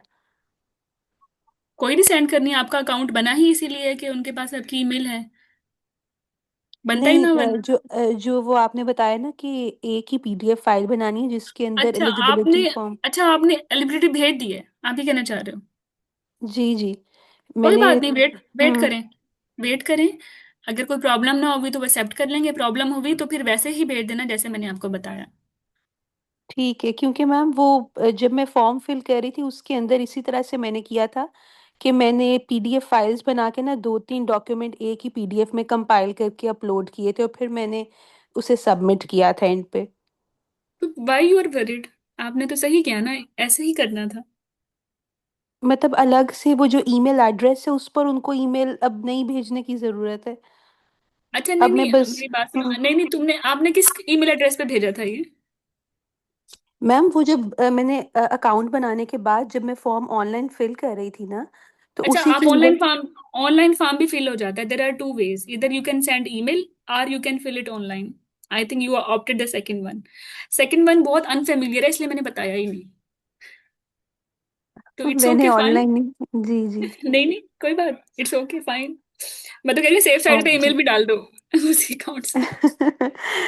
अब ये कि अब मैं साइट पे जाके चेक करूं कि अगर मेरा एलिजिबिलिटी फॉर्म डाउनलोड हो सकता है तो फिर मैं उस ईमेल एड्रेस पे मैं उनको जो वो। फॉर्म है ना, मैं ग्रुप में भेज रही हूँ, डाउनलोड वहां से करके फिल करके दूसरे तरीके से भी भेज दें, ईमेल भी कर दें, ताकि आपका टाइम ना जाया हो. ओके। यू नो कि डेडलाइन आ जाए और आप कहें कि नहीं ऐसे नहीं करना था, वैसे करना था. ठीक है। ठीक है. इसमें कोई जी। माइनस स्कोरिंग नहीं होती कि दो साइडों से क्यों भेज दी एलिजिबिलिटी. ठीक है ठीक है, मैम। कर लो दोनों, आप दूसरा भी तरीका कर लो. ठीक है. Okay okay. Okay, thank you everyone, see you in class. And I'm so excited to teach you people clinical management. Okay, we will start inshallah from this subject. मैं प्लानर बनाते हैं. चले, ओके, हाफिज.